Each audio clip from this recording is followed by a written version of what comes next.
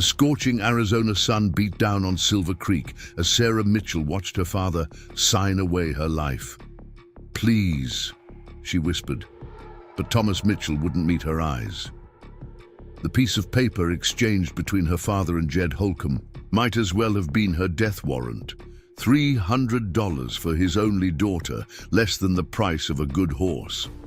"Consider your debt settled, Mitchell," Jed said, pocketing the contract with a smile that revealed tobacco-stained teeth. His gang of outlaws laughed behind him, their eyes crawling over Sarah like vultures sizing up dying prey. "The girl comes with us now." Sarah's mother had been dead for 2 years. Consumption took her quickly, and in that time, her father had gambled and drunk away everything they had. Now, at 19, Sarah was the last thing of value he possessed, and Jed Holcomb had come to collect. Before you hear what happened next, tell us where you're tuning in from, and if this story touches you, make sure you're subscribed, because tomorrow, I've saved something extra special for you. Thomas Mitchell stepped back, a broken man with nothing left to lose and nothing left to protect. He couldn't look at his daughter as Jed's men seized her arms, pulling her toward the waiting horses. Sarah didn't scream. She'd wasted her tears the night before when she overheard her father making the arrangement. Now only cold determination remained. She would survive this, somehow. Silver Creek's few residents watched from behind shuttered windows as the Holcomb gang rode out with their newest acquisition.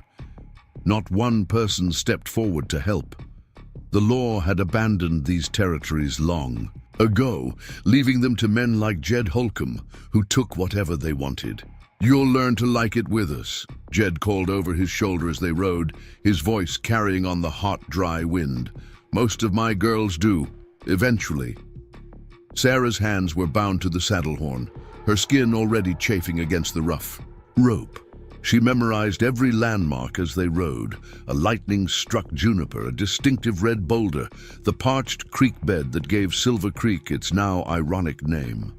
The land was suffering through the worst drought in memory, turning what had once been fertile ranching territory into a desperate battleground for dwindling resources. The Holcomb gang had thrived in these conditions. They controlled 3 of the remaining water sources in the territory, charging ranchers exorbitant prices for access. Those who couldn't pay often found their daughters or wives employed at one of Jed's establishments along the border. Sarah had heard the whispers, but never imagined she would join their ranks. By nightfall, Sarah's lips were cracked from thirst, her fair skin burning under the relentless sun. They hadn't offered her water once during the journey.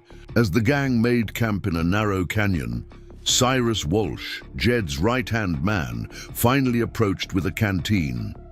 "Drink," he ordered, holding it to her lips. The water was warm and tasted of metal, but Sarah gulped it gratefully. "Boss wants you. Presentable when we reach Vulture's Nest tomorrow. Can't sell damaged goods for top dollar." "Sell me?"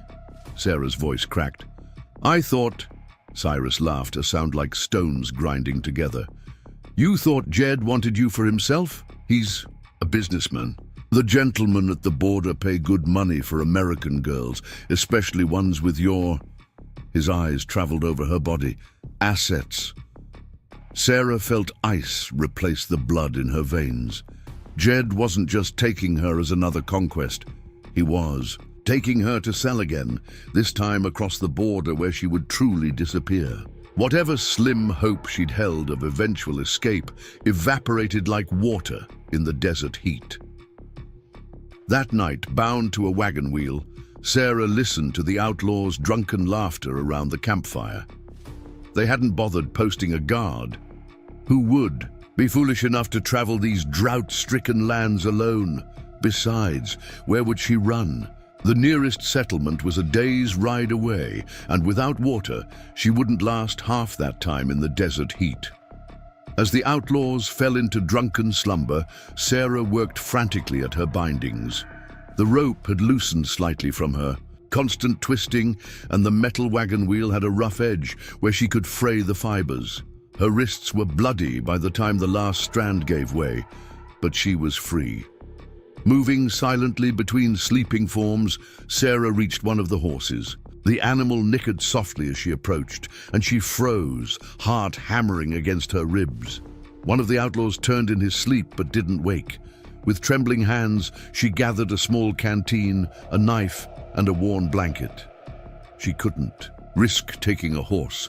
The sound would wake the entire camp. Sarah slipped away into the darkness, navigating by the silver light of a quarter moon. She had no destination in mind beyond away from Jed Holcomb, away from the border, away from the fate worse than death that awaited her at Vulture's Nest. The desert night was bitterly cold, a stark contrast to the day's heat. Sarah pulled the stolen blanket around her shoulders and kept moving, following the canyon until it opened onto the vast, empty landscape of the Painted Mesa. By dawn, Sarah had put several miles between herself and the outlaw camp. Her legs ached, her throat burned with thirst despite careful sips from the canteen, and her fair skin had already begun to blister from the previous day's sun exposure. But freedom fueled her steps. Better to die of exposure in the desert than live as merchandise for Jed Holcomb's enterprise.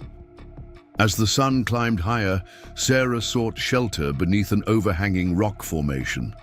The small patch of shade was precious, relief from the relentless heat. She rationed another sip of water, knowing it wouldn't last the day. In the distance, heat waves distorted the horizon, creating phantom lakes that vanished as quickly as they appeared. Sarah knew the Holcomb gang would discover her absence soon. Jed wouldn't abandon his investment without a search. She needed to keep moving, but the midday heat would kill her as surely as Jed's anger. Reluctantly, she decided to rest until dusk, then continue through the cooler night. Exhaustion overcame her vigilance, and Sarah drifted into uneasy sleep beneath the rock overhang. She dreamed of her mother, of the small medical kit her mother had used to treat neighbors in Silver Creek, of the herbs and remedies she'd been taught before consumption stole her teacher away. In her dream, her mother pointed urgently toward the horizon, lips moving in words Sarah couldn't hear. A sound jolted her awake, the distinctive click of a rifle being cocked. "Don't move." The voice was male, the accent unfamiliar.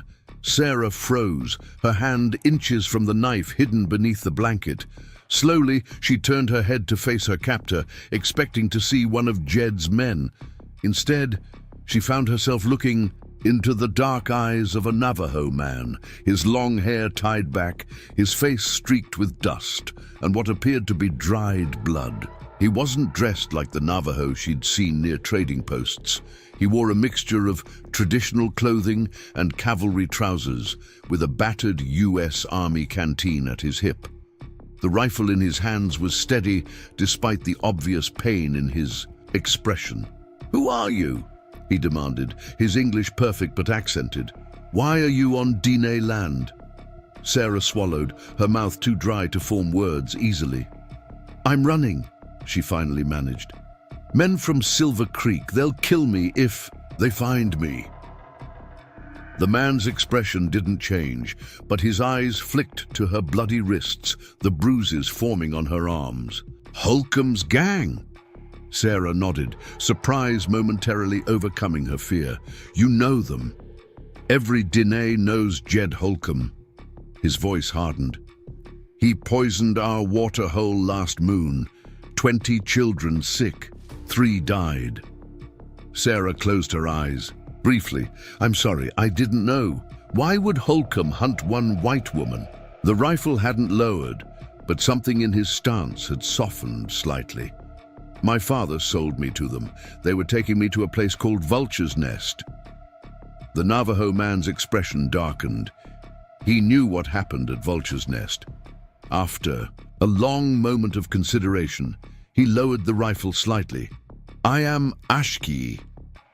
He didn't offer his hand or further introduction. "Sarah Mitchell." She hesitated, then asked, "Are you going to kill me?" Ashki's mouth twitched in what might have been the ghost of a smile. If I wanted you dead, you would be." He gestured to her canteen. "How much water remains?" "Less than half. Not enough for another day." Ashki nodded as if confirming something to himself. Holcomb's men will be searching. They know this territory. Then I need to keep moving. Sarah struggled to her feet, lightheaded from dehydration and hunger. "You won't survive another day in this heat without water." It wasn't sympathy in his voice, merely a statement of fact. Sarah met his gaze directly. "I won't survive what waits for me at Vulture's Nest either." Something passed between them, a recognition of the fierce will to live that drove them both. After a moment, Ashki reached a decision. "I have shelter, hidden, water, but..." He winced suddenly, his free hand moving to his side where a dark stain spread across his shirt. "You're wounded," Sarah said, her mother's training instantly recognizing the signs of infection, the fevered brightness of his eyes, the slight tremor in his hands that he was trying to hide. "Arrow, 2 days ago, Army patrol. They shoot anything Navajo now." Preparing and narrating this story took us a lot of time, so if you are enjoying it, subscribe to our channel. It means a lot to us. Now back to the story. Ashki's breathing had become more labored just in the time they'd been talking. The rifle dipped lower as his strength wavered. Sarah made a swift calculation. This wounded man was her best chance of survival, and perhaps she was his. "I know medicine. My mother taught me. I can help with your wound if you can help me hide from Holcomb's men." Ashki studied her face, looking for deception. Finding none, he nodded once. "We go now. Holcomb's men will search this place soon." He led her deeper into the mesa, following a nearly invisible path that wound between rock formations. Though clearly weakened by his wound, Ashki moved with the certainty of someone who knew every inch of this harsh landscape. Sarah followed, her city-bred feet stumbling on the uneven ground. They traveled in silence for nearly an hour before Ashki suddenly stopped, head tilted. Sarah heard it a moment later. Horses' hooves, the jingle of tack, men's voices carried. On the hot wind, Jed's men searching systematically through the canyon. Ashki pulled her into a narrow crevice between two boulders, barely wide enough for them to squeeze through. The rough stones scraped Sarah's arms as Ashki led her deeper into what revealed itself to be a hidden passage. The voices outside grew, louder, then faded as the searchers passed their hiding place. The passage opened suddenly into a small grotto, sheltered from the sun and remarkably cool. A small spring bubbled up from the ground in one corner, feeding a pool of clear water before disappearing back into the earth. Primitive shelves had been carved into the rock walls, holding clay pots and bundles of dried plants. A bedroll of woven blankets lay in one corner beside a small fire pit. "Your home?" Sarah asked, looking around in wonder at this oasis in the middle of the drought-stricken desert. For now, Ashki sank to his knees beside the fire pit, his strength finally giving out. The wound at his side was seeping through the crude bandage, the smell of infection unmistakable. Without asking permission, Sarah moved to his side and carefully lifted the edge of the bandage. The arrow wound was deep, the edges puffy and red with infection. Without treatment, he would be dead within days. "I need to clean this," she said, her voice taking on the no-nonsense tone her mother had used with difficult patience. "Do you have alcohol, clean cloth?" Ashki pointed weakly to one of the clay pots. "Tiswin, strong." Sarah found the fermented drink, along with strips of clean cloth and various medicinal herbs she recognized from her mother's teachings.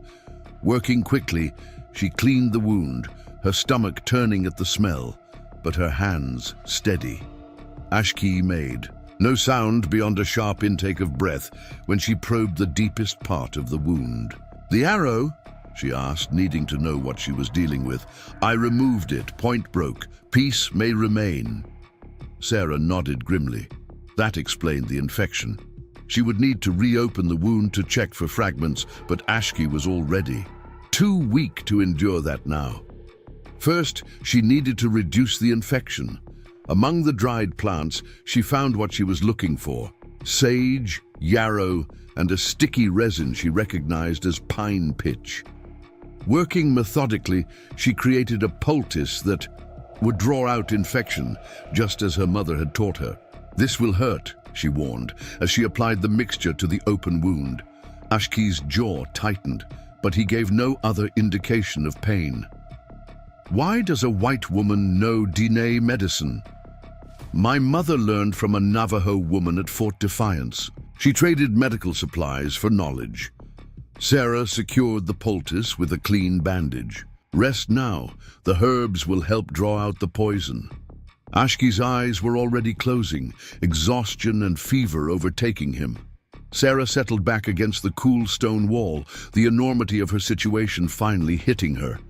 She had escaped Jed Holcomb, only to find herself hiding in a cave with a wounded Navajo man who might still decide to kill her when he woke. Yet for the first time since her father had sold her, Sarah felt a flicker of hope. Here was water, shelter, and a temporary haven from pursuit. If she could heal Ashki's wound, perhaps he would help her reach safety, wherever that might be, in this unforgiving land. Outside, the desert wind carried the distant sounds of Holcomb's men still searching. Inside the hidden grotto, Sarah Mitchell watched over her unlikely ally and planned their survival. Neither of them knew that their chance meeting would alter not only their own fates, but the future of the entire territory. 3 days passed in the hidden grotto, time marked only by the shifting patterns of light at the narrow entrance. Sarah spent most of her waking hours tending to Ashki's wound, changing the poultice when it became saturated with drainage, monitoring his fever that spiked dangerously each night. She foraged carefully in the small cache of supplies, using only what was necessary, though she noted with growing concern that their provisions wouldn't last more than a week. On the morning of the 4th day, Ashki's fever finally broke. Sarah had been dozing against the cool stone wall when a movement caught her attention. Ashki was sitting up, watching her with clear, lucid eyes. "You stayed," he said simply, surprise evident in his voice. Sarah nodded, pushing back strands of hair that had escaped her once neat braid. "You needed care, and I needed somewhere safe." Ashki glanced at his wound, now showing signs of healthy healing. The angry red streaks that had been spreading from the injury site had receded. "You have skilled hands, like our healers." My mother would be pleased to hear that. She always said medicine doesn't care about the color of the hands that administer it. Sarah reached for the water container she'd fashioned from a hollowed gourd. "Are you thirsty?" Ashki accepted the water, drinking slowly. "Holcomb's men are still searching. I heard them yesterday while you slept." A chill ran through Sarah despite the desert heat. "They won't give up easily. Jed paid good money for me, and plans to sell you for more." It wasn't a question. Ashki knew the business of men like Jed Holcomb. "Across the border," Sarah confirmed, her voice steady though her hands trembled slightly. "There's a place called Vulture's Nest. I know of this place." Ashki's expression hardened. 3 summers ago, my cousin's daughter disappeared. From near Fort Defiance, we found her trail leading to Vulture's Nest. We never found her." Sarah looked away, unable to face the grief and anger in his eyes. "I'm sorry. It was not your doing." Ashki attempted to stand, wincing as the movement pulled at his healing wound. "Careful," Sarah cautioned, moving to his side. "The infection is better, but the wound hasn't fully closed. You need more time." "Time we don't have." Ashki gestured toward the dwindling supplies. "Food is low, and Holcomb's men will expand their search. They're like coyotes when they smell profit." Sarah couldn't argue with his assessment. "Where would we go?" They control all the water sources in this region. That's how they maintain their power. Everyone needs water, especially now. Ashki was quiet for a moment, his expression thoughtful. Not all water sources. My people know places the white men haven't found. Hidden springs, underground streams. He looked at her appraisingly. Can you ride? Yes, though it's been some time. Good. When night comes, we leave. I have a horse hidden 2 canyons over. Sarah felt a surge of both hope and trepidation. Where will we go? To my people at Sebin Ziskai. It's 3 days' journey if we're careful. Ashki's expression revealed his own uncertainty. My brother Nalnish leads there now. He may not welcome a white woman. Why not? The last white woman who came to our camp was sent by the army to count our numbers. 2 days later, soldiers came. Many died. Ashki's voice was matter of fact, but Sarah could hear the underlying pain. I'm not with the army, Sarah said quietly. I have nowhere else to go. Ashki studied her face for a long moment. No, you are hunted as I am. For now, that makes us allies. The word hung between them. Allies, not friends, not companions, merely 2 people united by common enemies and the harsh necessity of survival. It was enough. As dusk approached, they prepared to leave the sanctuary of the grotto. Sarah gathered what remaining medical supplies she could carry, while Ashki checked and loaded his rifle with meticulous care. His movements were still stiff, but the fevered weakness had passed. Stay close, Ashki instructed, as they slipped out into the gathering darkness. Step where I step, the desert has eyes. The mesa at night was transformed, no longer a sun-baked wasteland, but a world of deep shadows and silver light. Coyotes yipped in the distance, their cries echoing off stone walls. Overhead, stars emerged in a dazzling canopy, more than Sarah had ever seen in her life.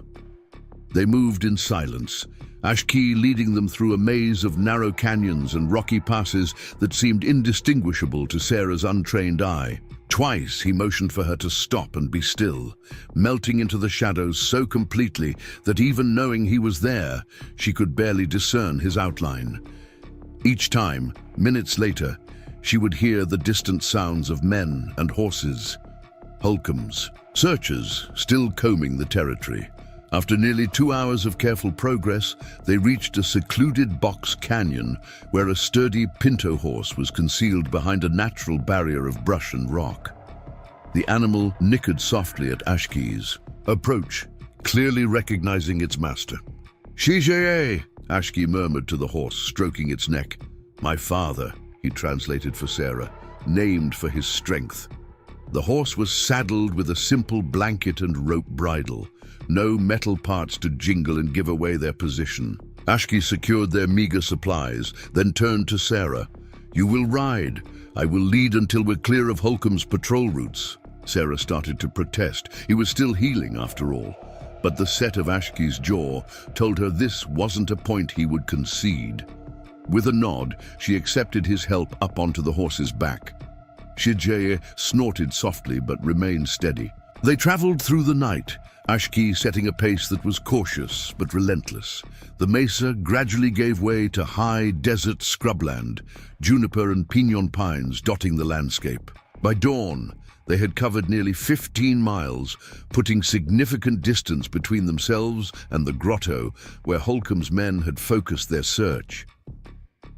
As the first golden light spilled across the horizon, Ashki led them to a sheltered hollow beneath an overhanging cliff.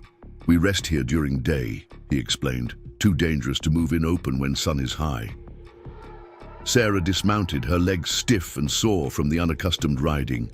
Ashki unsaddled Shijay and allowed the horse to graze on the sparse vegetation while Sarah arranged their small camp. Neither had slept in over 24 hours, but they ate sparingly of their provisions before discussing their next moves.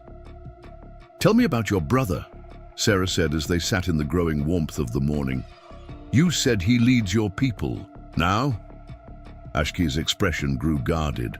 Nalnish is strong warrior, strong leader, but... He paused, searching for the right words. He sees only one path for our people. Fight until last breath.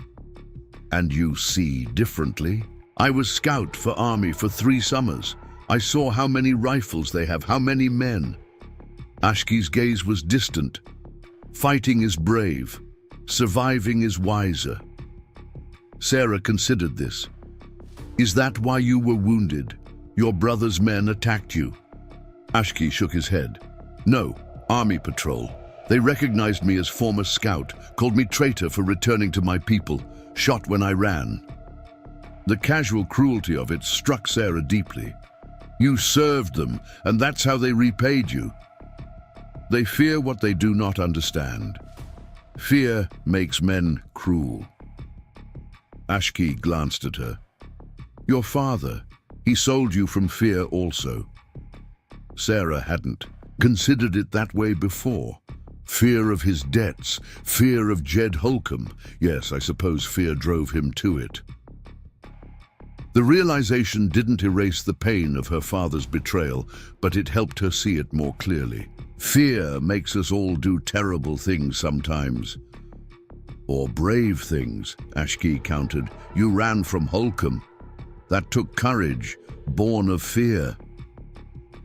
They fell into silence then, each lost in their own thoughts as the day's heat intensified. Eventually, exhaustion overcame them and they slept in turns, one always keeping watch while the other rested. Late in the afternoon, Sarah changed the dressing on Ashki's wound.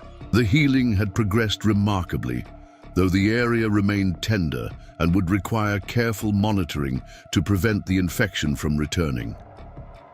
Your mother taught you well, Ashki observed as she worked.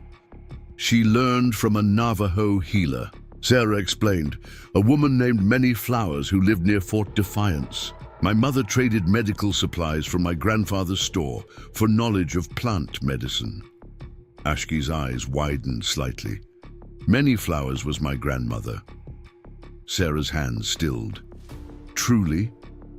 She spoke of a white woman doctor who respected our ways, who learned instead of destroyed.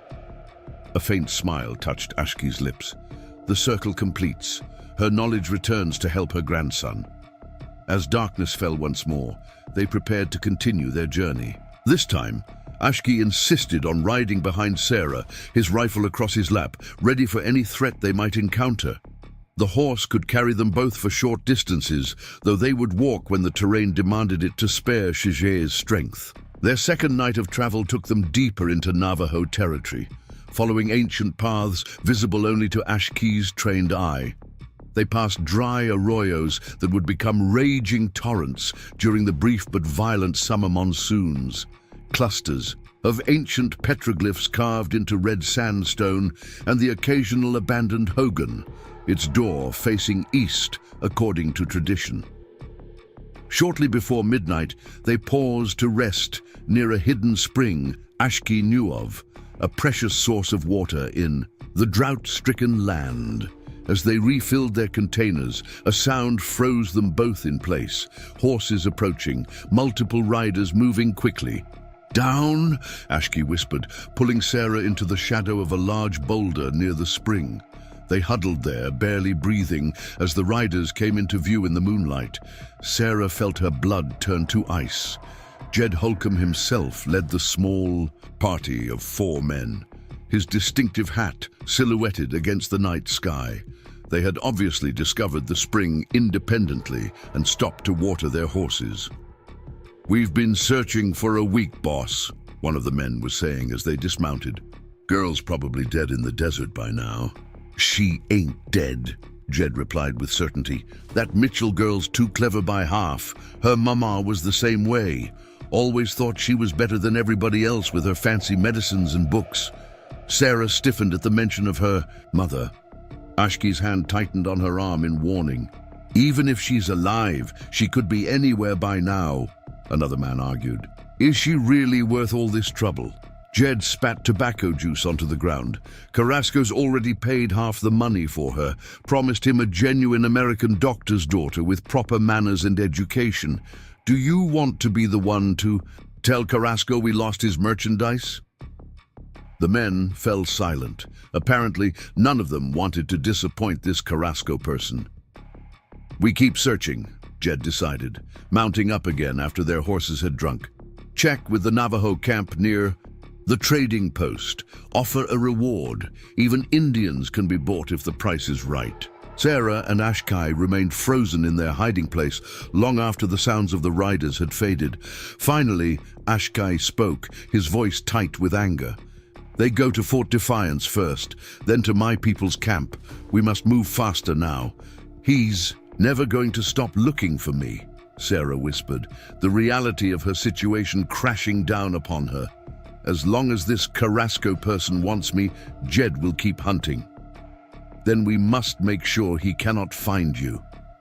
Ashkai's expression was resolute. Come, we ride hard tonight. They pushed themselves and Shijie to the limits of endurance that night, covering nearly twice the distance they had planned. By dawn, they had reached the edge of the painted mesa, where the land dropped away dramatically into a vast valley, dotted with massive stone formations rising from the earth like the spires of a natural cathedral. Tsebi and Ziskai, Valley of the Rocks, spread before them, the Navajo stronghold that had sheltered Ashkai's people through generations of hardship.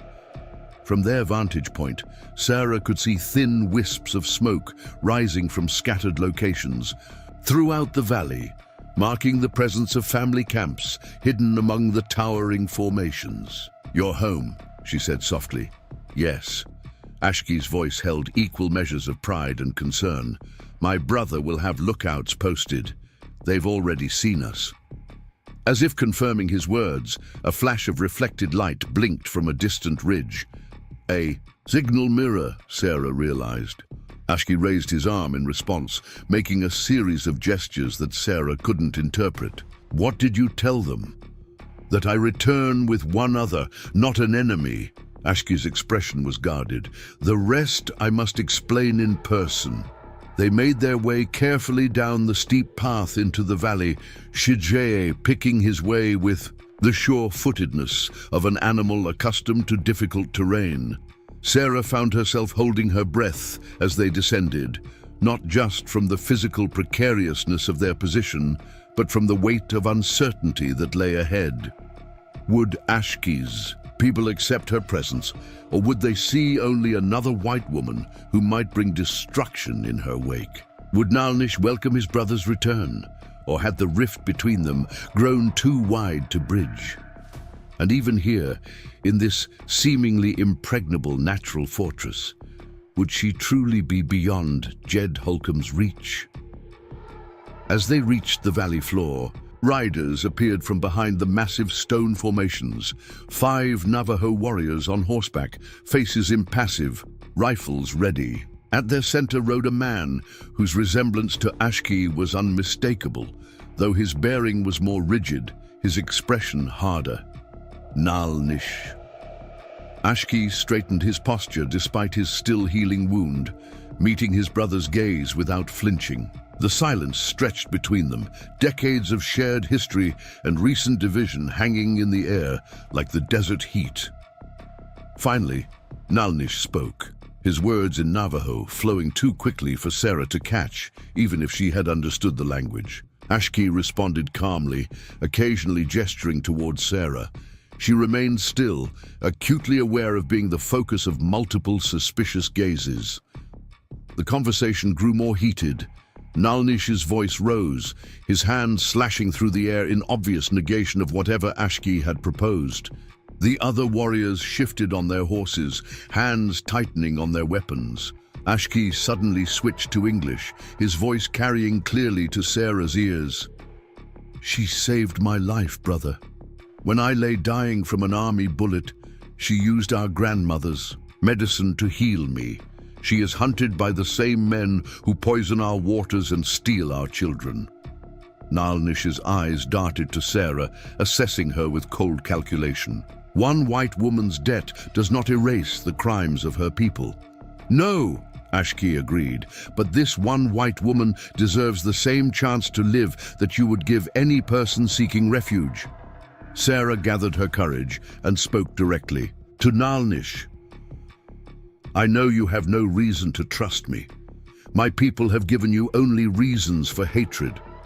But I give you my word that I seek only shelter, not to bring harm to your people. She hesitated, then added, I understand.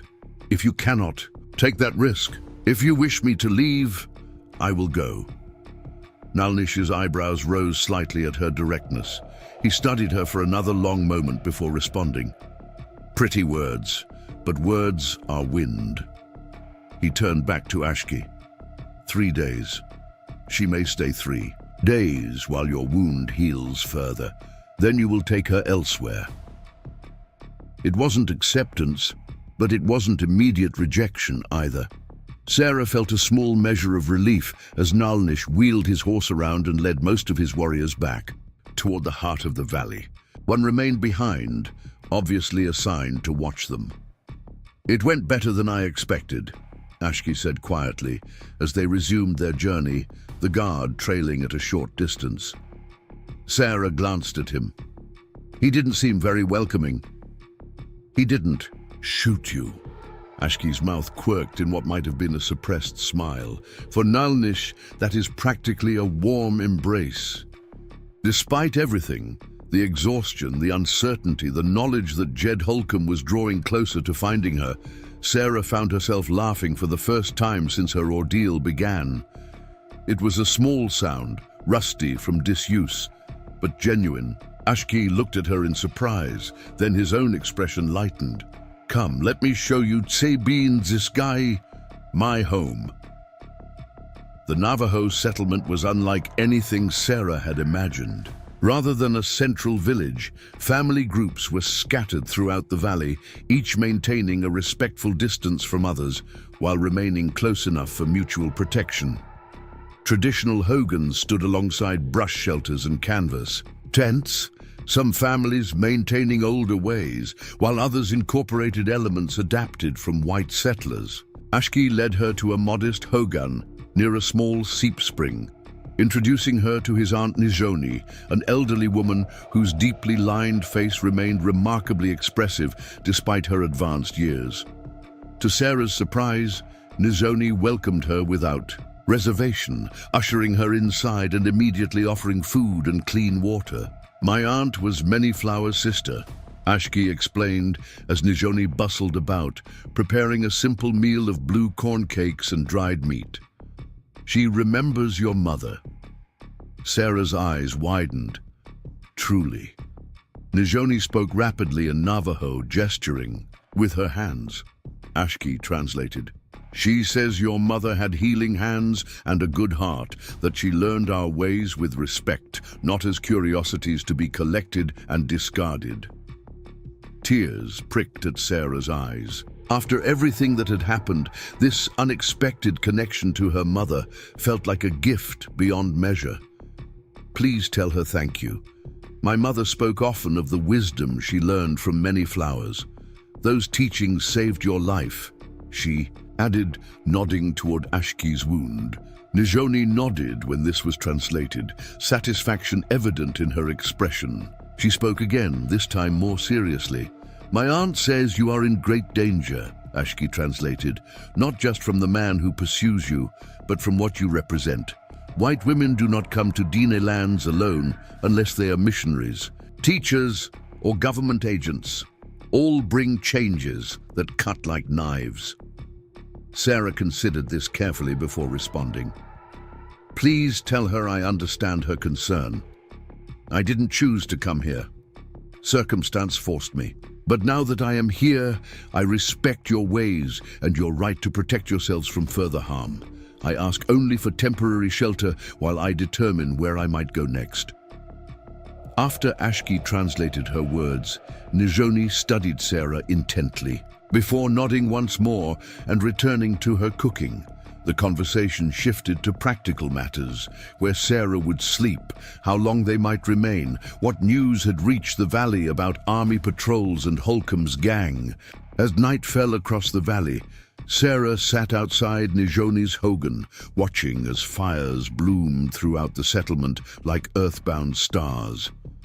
Children's laughter echoed in the distance, dogs barked, and the ordinary sounds of community life continued despite the extraordinary circumstances that had brought her here. For the first time since her father had signed that terrible contract, Sarah allowed herself to breathe fully. She wasn't safe, not completely, not yet, but for this moment, she had found a haven. Nearby, Ashki spoke with several other Navajo men, their conversation intense but quiet. She caught Nalnish's name mentioned several times, along with references to Fort Defiance and the drought. The political situation was clearly complex, with Ashki and Nalnish representing different approaches to their people's survival. Later, as she helped Nijoni clean up after their meal, Ashki approached with news.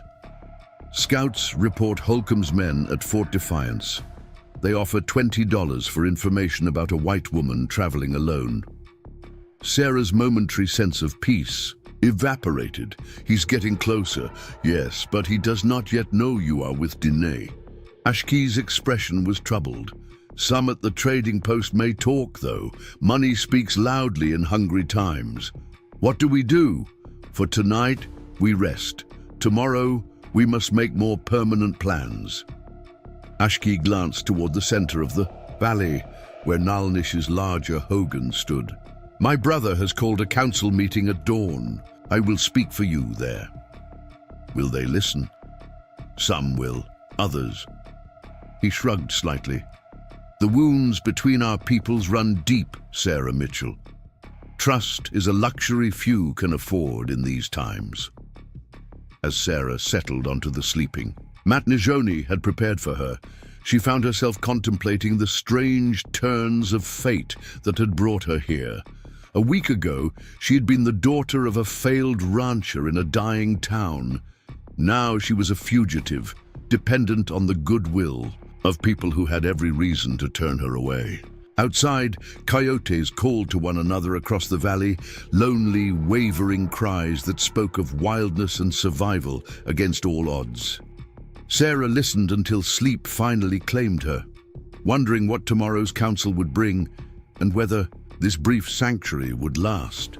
Dawn broke over Tsebi and Zizgai, painting the massive stone formations in shades of amber and gold. Sarah woke to the sounds of movement outside Nijoni's hogan, hushed voices, footsteps, the soft nickering of horses. Through the small smoke hole in the roof, she could see the sky transitioning from deep indigo to pale blue, stars fading as daylight asserted its dominance. Nijoni was already up, her gnarled hands deftly forming corn dough into small cakes that she placed on a flat stone near the fire. She nodded to Sarah, gesturing for her to join her by the cooking fire. Ashki? Sarah asked, accepting a cup of strong, dark tea from the older woman. Nijoni pointed toward the center of the valley where a group of men had gathered. Even from this distance, Sarah could recognize Ashki's distinctive silhouette among them, standing slightly apart from the others. Across from him stood Nalnish, his posture rigid with authority. The council, Sarah murmured, understanding dawning. Her fate was being decided even now. Nijoni spoke, her Navajo flowing too quickly for Sarah to catch more than a word or two. The older woman's expression was sympathetic but resigned. She didn't need translation to understand the message. Don't expect too much. Sarah ate the corn cakes Nijoni offered, though anxiety made each bite difficult to swallow. She had experienced helplessness before, when her mother died, when her father sold her to Holcomb, but this was different. For the first time, she had found people who might help her, who might offer a path forward that didn't end in degradation or death. The idea that they might send her away filled her with a dread more profound than anything Jed Holcomb had inspired. As the sun climbed higher, Sarah busied herself helping Nijoni with morning chores, carrying water from the seep spring, tending the cooking fire, mending a torn blanket with careful stitches. The physical activity kept her hands occupied, though her mind continued to race with possibilities and fears. Mid-morning, Ashki returned. His expression was unreadable as he approached Nijoni's hogan, but Sarah could detect tension in the set of his shoulders, the tightness around his eyes. "What did they decide?" she asked, setting aside the mending. Ashki glanced at Nijoni, who tactfully stepped outside to give them privacy. "The council is divided," he said finally. "Some believe you should be escorted to the nearest white settlement and left there, and the others. Others see potential value in having someone who understands white ways, someone who could interpret or negotiate when necessary." He hesitated, and a few, very few, recognized that sending you away would be a death sentence, no different than if they shot you themselves. Sarah absorbed this. "Where does Nalnish stand? My brother—" Ashki's mouth tightened. "Nalnish sees only threat in your presence. He believes you will bring soldiers, whether intentionally or not." "And what do you believe?" Ashki met her gaze directly. "I believe you deserve the same chance at life that I would want if our positions were reversed. But I am not chief. My voice carries only the weight of my actions." "What happens now?" "For the moment, nothing changes. You may stay while I heal. Beyond that—" He shrugged slightly. "Much depends on what happens in the coming days." Sarah nodded, understanding the precariousness of her position. "Thank you for speaking for me. I spoke the truth, nothing more." Ashki moved toward the doorway, then paused. "Nalnish has called for a hunting party today. Game is scarce because of the drought, but there are still deer in the high canyons. I go with them. Your wound is healing well, thanks to your care." His expression softened slightly. "Stay close to Nijoni today. There are those in the camp who may not respect the council's decision to allow you to remain temporarily." After Ashki departed, Sarah returned to helping Nijoni with the day's tasks.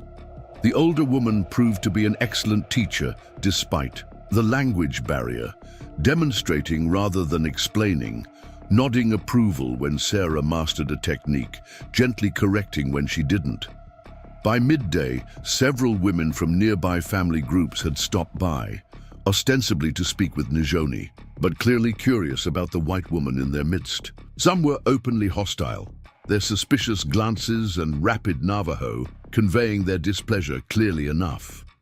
Others were more curious, studying Sarah with the same intensity she directed at them, each trying to understand a world beyond their experience. One young woman who introduced herself as Ahiga spoke halting English. "You heal Ashki?" she asked, gesturing to her side to indicate his wound. Sarah nodded. "Yes, my mother taught me medicine." Ahiga's eyes widened with interest. "My sister—" She hesitated, searching for the English words. "Baby comes soon. Much pain. You help?" Before Sarah could respond, an older woman sharply called Ahiga's name, beckoning her away with an unmistakable gesture of disapproval. Ahiga ducked her head and retreated, but not before giving Sarah a small, apologetic smile. Nijoni, who had witnessed the exchange, spoke quietly to Sarah, pointing first to her own heart, then to her head. Though the words were in Navajo, the high meaning seemed clear enough. Some judgments come from the heart, others from the head. Time would determine which prevailed. As afternoon stretched toward evening, with no sign of the hunting party's return, an atmosphere of unease settled over the camp. Drought had made game increasingly scarce, and the community's food stores were dwindling. A successful hunt meant not just meat for immediate consumption, but hides for trade at Fort Defiance, bones for tools, sinew for countless daily uses. An unsuccessful hunt meant continued hunger and increased dependence on government rations, rations that came with unspoken conditions and diminished sovereignty. Sarah understood hunger. In the months after her mother's death, as her father sank deeper into drink and gambling, meals had become increasingly sporadic. She knew the hollow ache of an empty stomach, the lightheadedness that came with prolonged hunger, the way the body eventually adjusted to expect less. But her periods of hunger had been temporary. For the people of Sebik and Ziskai, it was becoming a constant companion. Sitting outside Nijoni's hogan as the sun began its descent toward the horizon, Sarah found herself mentally cataloguing the medicinal plants she had observed during their journey to the valley. Drought-resistant herbs still grew in protected draws and canyons. Some had nutritional as well as medicinal value. If she could gather enough, perhaps contribute something tangible to the community's needs. Her planning was interrupted by shouts from the valley's entrance. The hunting party was returning. Sarah stood, shading her eyes against the setting sun to better see the approaching riders.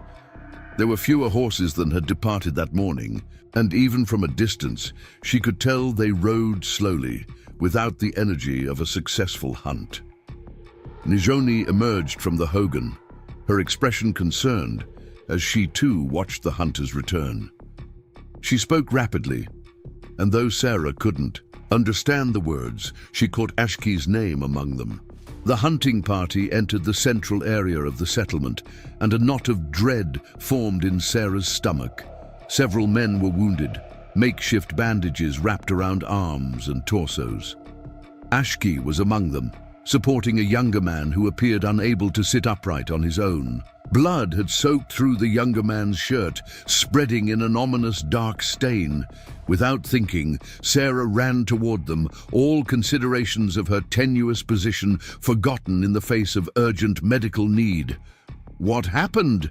she called to Ashki as she approached. "Holcomb's men," Ashki replied grimly, helping the wounded man down from his horse. "They ambushed us in Red Canyon, claimed we were hunting on their land." "Their land?"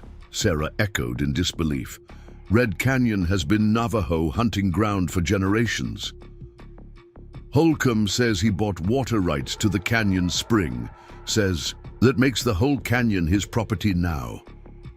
Ashki's voice was tightly controlled, but Sarah could hear the underlying rage. Niuchi was shot when he tried to explain. The wounded young man, Niuchi, gasped in pain as they lowered him to a blanket spread on the ground. Sarah knelt beside him, gently pulling back the blood-soaked fabric to assess the wound. The bullet had entered his lower abdomen, a serious injury that needed immediate attention. "I need clean water, cloth for bandages, and my medicine pouch from Nijoni's hogan," she said, falling automatically into the focused calm her mother had displayed when treating the most critical patients. To her surprise, several women hurried to comply with her requests, returning quickly with the needed supplies. Sarah worked methodically, cleaning the wound as best she could, applying a poultice to draw out infection and binding it securely with clean strips of cloth. Throughout her ministrations, Niuchi remained conscious but stoic, only the occasional tightening around his eyes betraying his pain. As she worked, she was acutely aware of Nalnish standing nearby, watching her every move with an unreadable expression. When she had finished treating Niuchi and moved on to the other wounded hunters, Nalnish approached Ashki. Their conversation was quiet but intense, both men gesturing toward the valley entrance and then toward Sarah. More concerning was the arrival of another rider, one who hadn't been part of the hunting party. The man spoke rapidly to Nalnish, his expression urgent. Though Sarah couldn't understand his words, she recognized one name that he repeated: Holcomb. Ashki broke away from his brother and strode towards Sarah, his expression grave. "Holcomb's men are at Fort Defiance, asking questions about a white woman traveling with a Navajo man. They've increased the reward to $50. Sarah's hands stilled in the act of binding a hunter's wounded arm. "Have any of the traders talked?" "Not yet, but money speaks loudly in hard times." Ashki glanced toward Nalnish, who was now addressing a gathering crowd of community members. "My brother believes you should leave tonight.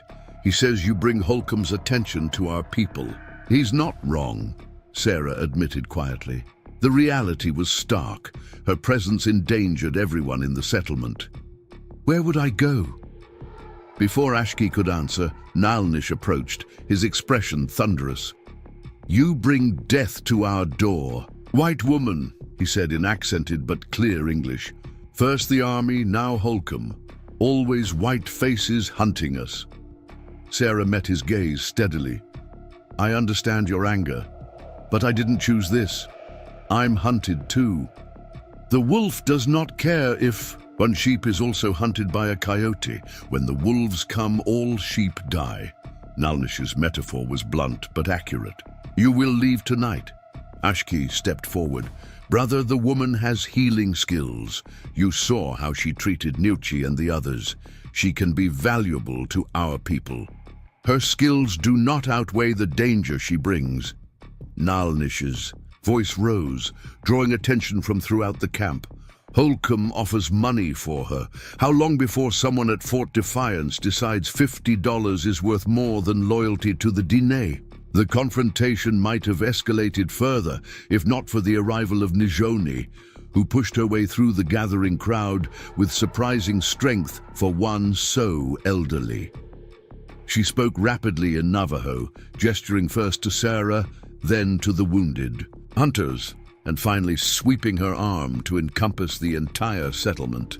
Both Ashki and Nalnish fell silent, showing the respect due to an elder of Nijoni's standing. When she finished speaking, Nalnish's expression remained hard, but he nodded curtly. "My aunt reminds us that hospitality to strangers is Diné, way," Ashki translated for Sarah's benefit, "and that you have already proven your value by treating our wounded." She proposes a compromise. "What kind of compromise?" Sarah asked. Nalnish answered for himself. "You stay tonight. Tomorrow, Ashki takes you north to Dineta, our sacred homeland in mountains. You stay there until Holcomb gives up search." His eyes narrowed. If he gives up search. It wasn't a permanent solution, but it offered Sarah what she needed most desperately. Time. Time to heal, to plan, to determine what future might be possible for a woman with no family, no home, and a relentless enemy, determined to find her. "Thank you," she said simply. Naalnish shook his head. "Do not thank me. Thank my aunt who speaks wisdom, and the ancestors who taught us to respect wisdom even when it comes from unexpected sources." Without waiting for her response, he turned and strode away, gathering the settlement's warriors around him to plan defenses should Holcomb's men approach their valley. As the excitement subsided and people returned to their evening routines, Ashki led Sarah back to Nijoni's hogan. "You should rest. The journey to Dineta is difficult even in good times. With drought and Holcomb hunting us, it will be more dangerous still." "Will your brother send others with us?" Sarah asked, glancing toward the continuing council of warriors. Ashki's expression tightened. "No.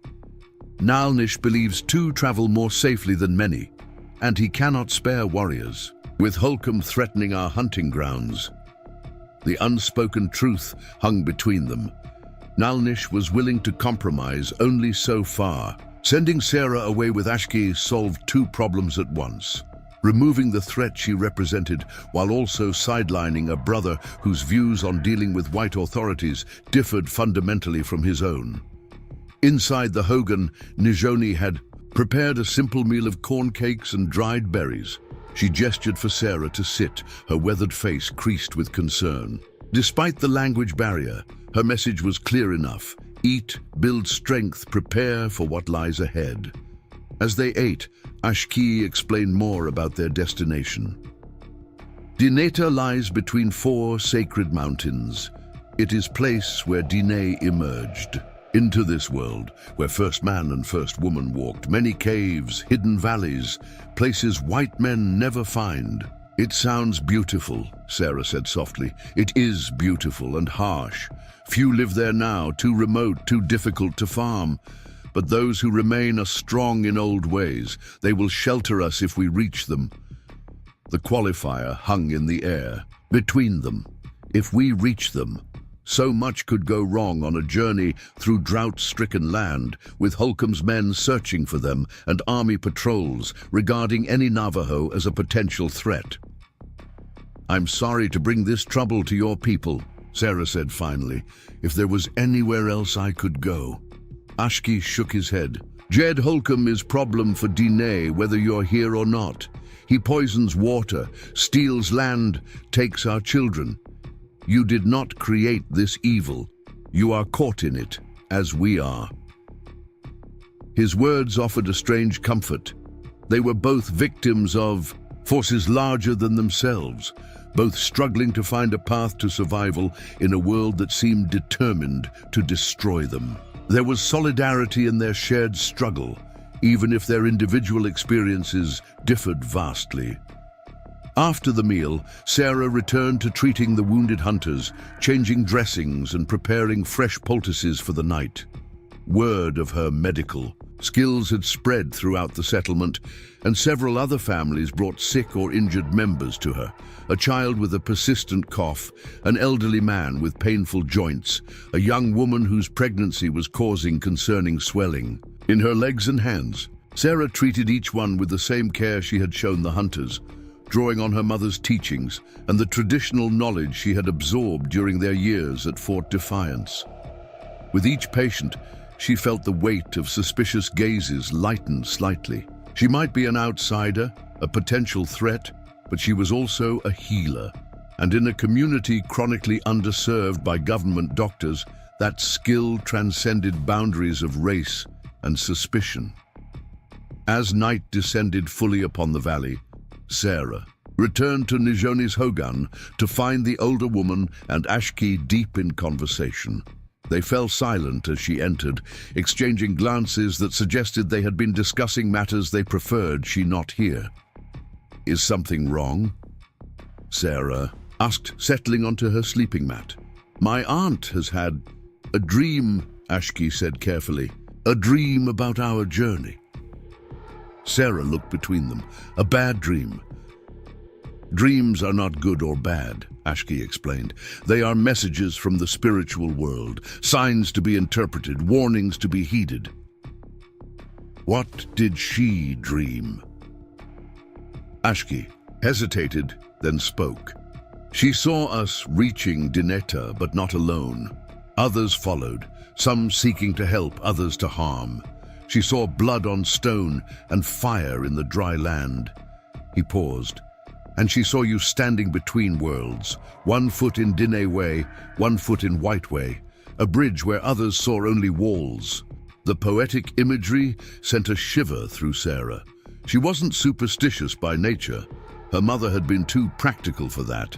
But there was something in Nijoni's steady gaze that suggested the dream held significance beyond mere nocturnal.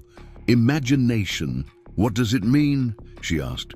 It means our path will not be simple, Ashki replied. It means choices lie ahead for both of us. Nijoni spoke again, her voice gentle but firm.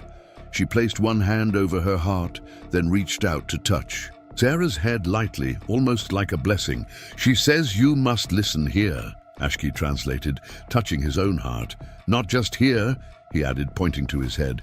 The mind can be blinded by fear or clouded by doubt. The heart sees clearer when the path divides. It was mystic advice, the kind Sarah's practical mother might have dismissed. Yet something in Nijoni's weathered face, the certainty in her eyes, made Sarah take the words seriously. Tell her I will remember. Later, as Sarah tried to sleep, her mind kept returning to Nijoni's dream. Blood on stone, fire in the dry land, herself as a bridge between worlds. What choices would she face? What decisions would determine whether Nijoni's vision became prophecy or merely a forgotten nightmare? Outside, the night sounds of the settlement gradually quieted, children's voices falling silent, cooking fires dying down to embers, the soft footfalls of watchmen taking up their positions on the valley's perimeter. In the distance, coyotes called to one another, their eerie songs carrying across the empty spaces between the towering stone formations. Sarah found herself counting the hours until dawn, when she and Ashki would depart for Dineta. Part of her dreaded leaving the relative safety of the settlement, while another part recognized that their departure was necessary, not just for her own survival, but for the protection of the entire community. Sometime in the deepest part of the night, she drifted into uneasy sleep, her dreams populated by fragments of the day's events. Holcomb's men ambushing hunters, Nalnish's accusing glare, Nucci's blood seeping through makeshift bandages, Njoni's weathered hands gesturing toward unseen dangers and possibilities. She woke before dawn to find Ashki already preparing for their journey. He had assembled provisions, dried meat, corn cakes, pine nuts, and replenished their water. Containers from the seep spring. Njoni was awake as well, adding her own contributions to their supplies. Small packets of medicinal herbs, a pouch of sacred pollen, an intricately woven bracelet that she insisted Sarah wear for protection. The mountains are home to many spirits, Ashki explained as Sarah accepted the bracelet. Some help travelers, others seek to mislead them. The weaving protects against those who would lead you astray. Under normal circumstances, Sarah might have viewed such beliefs as superstition. But here, preparing to flee into unknown territory with only Ashki as guide and protector, she found herself grateful for any advantage, mundane or mystical. She slipped the bracelet onto her wrist with a nod of thanks to Njoni. As the first grey light of dawn touched the eastern sky, they prepared to depart. Shijia had been fed and watered, their supplies carefully packed to distribute weight evenly. Ashki's wound, though still tender, had healed enough that he moved with only minimal stiffness. Sarah's city-bred pallor had already begun to darken, from exposure to the desert sun, making her marginally less conspicuous at a distance. To Sarah's surprise, several members of the community gathered to see them off. Njoni, of course, but also some of the patients Sarah had treated, including Nucci, who insisted on standing despite his injury to show respect. Even more surprising was the appearance of Nalnish, who approached as Ashki was making final adjustments to Shije's tack. The brothers spoke quietly, their conversation too low for Sarah to hear, even if she had understood Navajo. Whatever Nalnish said caused Ashki to straighten, his expression shifting from surprise to resolve. They clasped arms briefly in a warrior's farewell before Nalnish turned to Sarah. "You heal our people," he said simply. "For this, I give you this." He handed her a small leather pouch. "If you meet soldiers or settlers, show them. They will. No sign of official treaty interpreter. May help you if Diné ways cannot." Inside the pouch was a small silver medallion bearing the seal of the U.S. government, officially designating the bearer as an authorized interpreter between Army authorities and Navajo leaders. It was a significant gift, potentially offering protection if they encountered official patrols. "Thank you," Sarah said, genuinely moved by the unexpected gesture. Nalnish nodded once. "My brother says you have honest heart. I do not trust white promises, but I trust my brother's eyes." He stepped back, his next words directed to Ashki in Navajo, before he turned and walked away. "What did he say?" Sarah asked as Ashki helped her mount Shije. He said, "May she be the exception. That proves the rule." Ashki's expression was thoughtful as he swung up behind her. "From Nalnish, that is high praise indeed." With final farewells to Njoni and the others, they rode out of the settlement as the sun crested the eastern horizon. Their path, would take them north and west into increasingly mountainous terrain, where the Four Corners territory fragmented into countless canyons, mesas, and hidden valleys, places where even the most determined pursuers might lose their trail.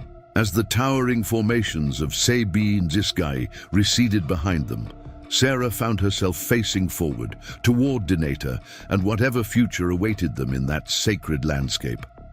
Blood on stone, fire in the dry land, a bridge between worlds. Nijoni's dream echoed in her mind, both warning and promise. Whatever lay ahead, she was no longer fleeing blindly as she had from Silver Creek. She had purpose now, and allies, however tenuous, in a world that had previously offered only betrayal and threat.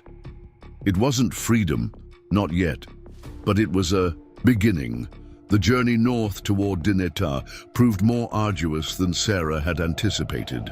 They traveled primarily at night, when the risk of encountering Holcomb's men or army patrols was lowest, and when the desert heat gave way to cooler temperatures that spared both them and Shijay unnecessary suffering. During daylight hours, they sought shelter in whatever shade they could find. Shallow caves, stands of juniper, the occasional abandoned hogan left by families who had moved closer to government-established reservation boundaries. Ashki proved to be an expert guide, finding hidden water sources where Sarah saw only barren rock, identifying safe paths through treacherous terrain, reading the landscape for signs of other travelers who might pose a threat. He shared his knowledge freely, teaching Sarah to recognize the subtle indications of water beneath seemingly dry washes, showing her which plants remained edible even during drought, demonstrating how to move across rocky ground without leaving obvious tracks. "My grandfather was scout for Kit Carson," he explained one evening as they rested in the shadow of a massive boulder. "Not by choice. Army captured him, said scout or die. He chose to live." "He taught you these skills?" Sarah asked, sipping carefully from their dwindling water supply. Ashki nodded. "He said knowledge keeps you alive when strength fails. White man's world coming like flood. Cannot stop it, but can learn to swim." It was an apt metaphor. The tide of white settlement seemed unstoppable, pushing indigenous peoples into ever smaller territories, disrupting ways of life that had sustained them for generations. Yet Ashki, unlike Nalnish, seemed to believe that adaptation offered a path to survival. "Your brother doesn't agree." "Nalnish believes resistance only way. Fight until last breath." Ashki's expression grew distant.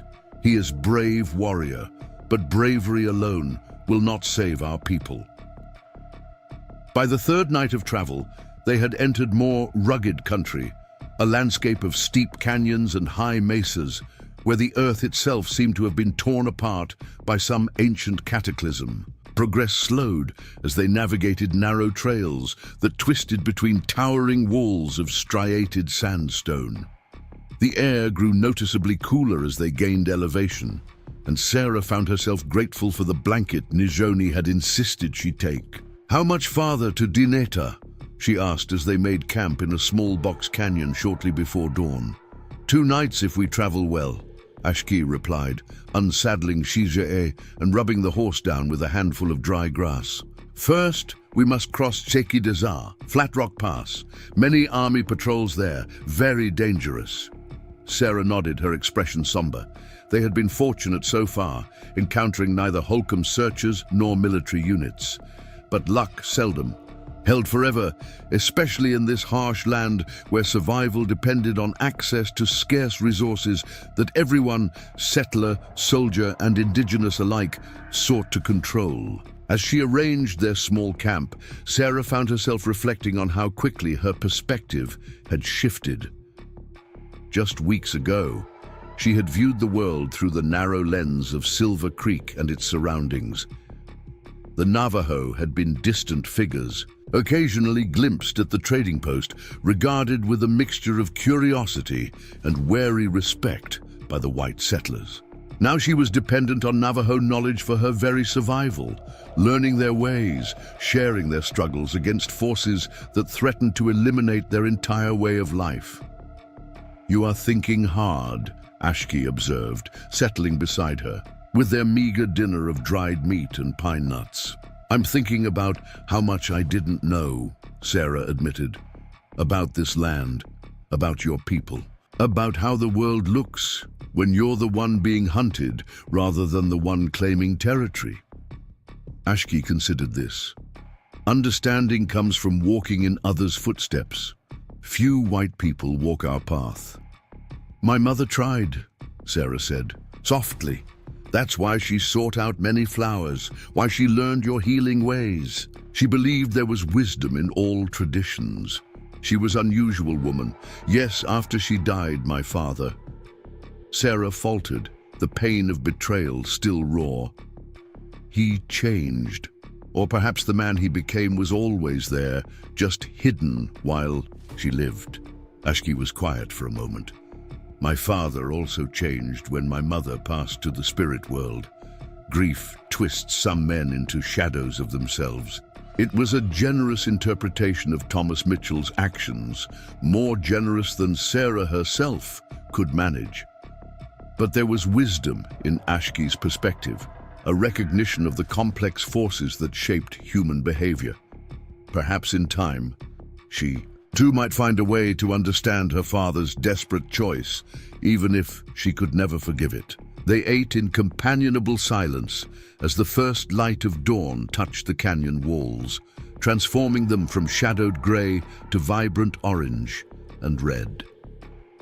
Despite the dangers that still lay ahead, Sarah found herself experiencing moments of unexpected peace. There was a simplicity to their current existence.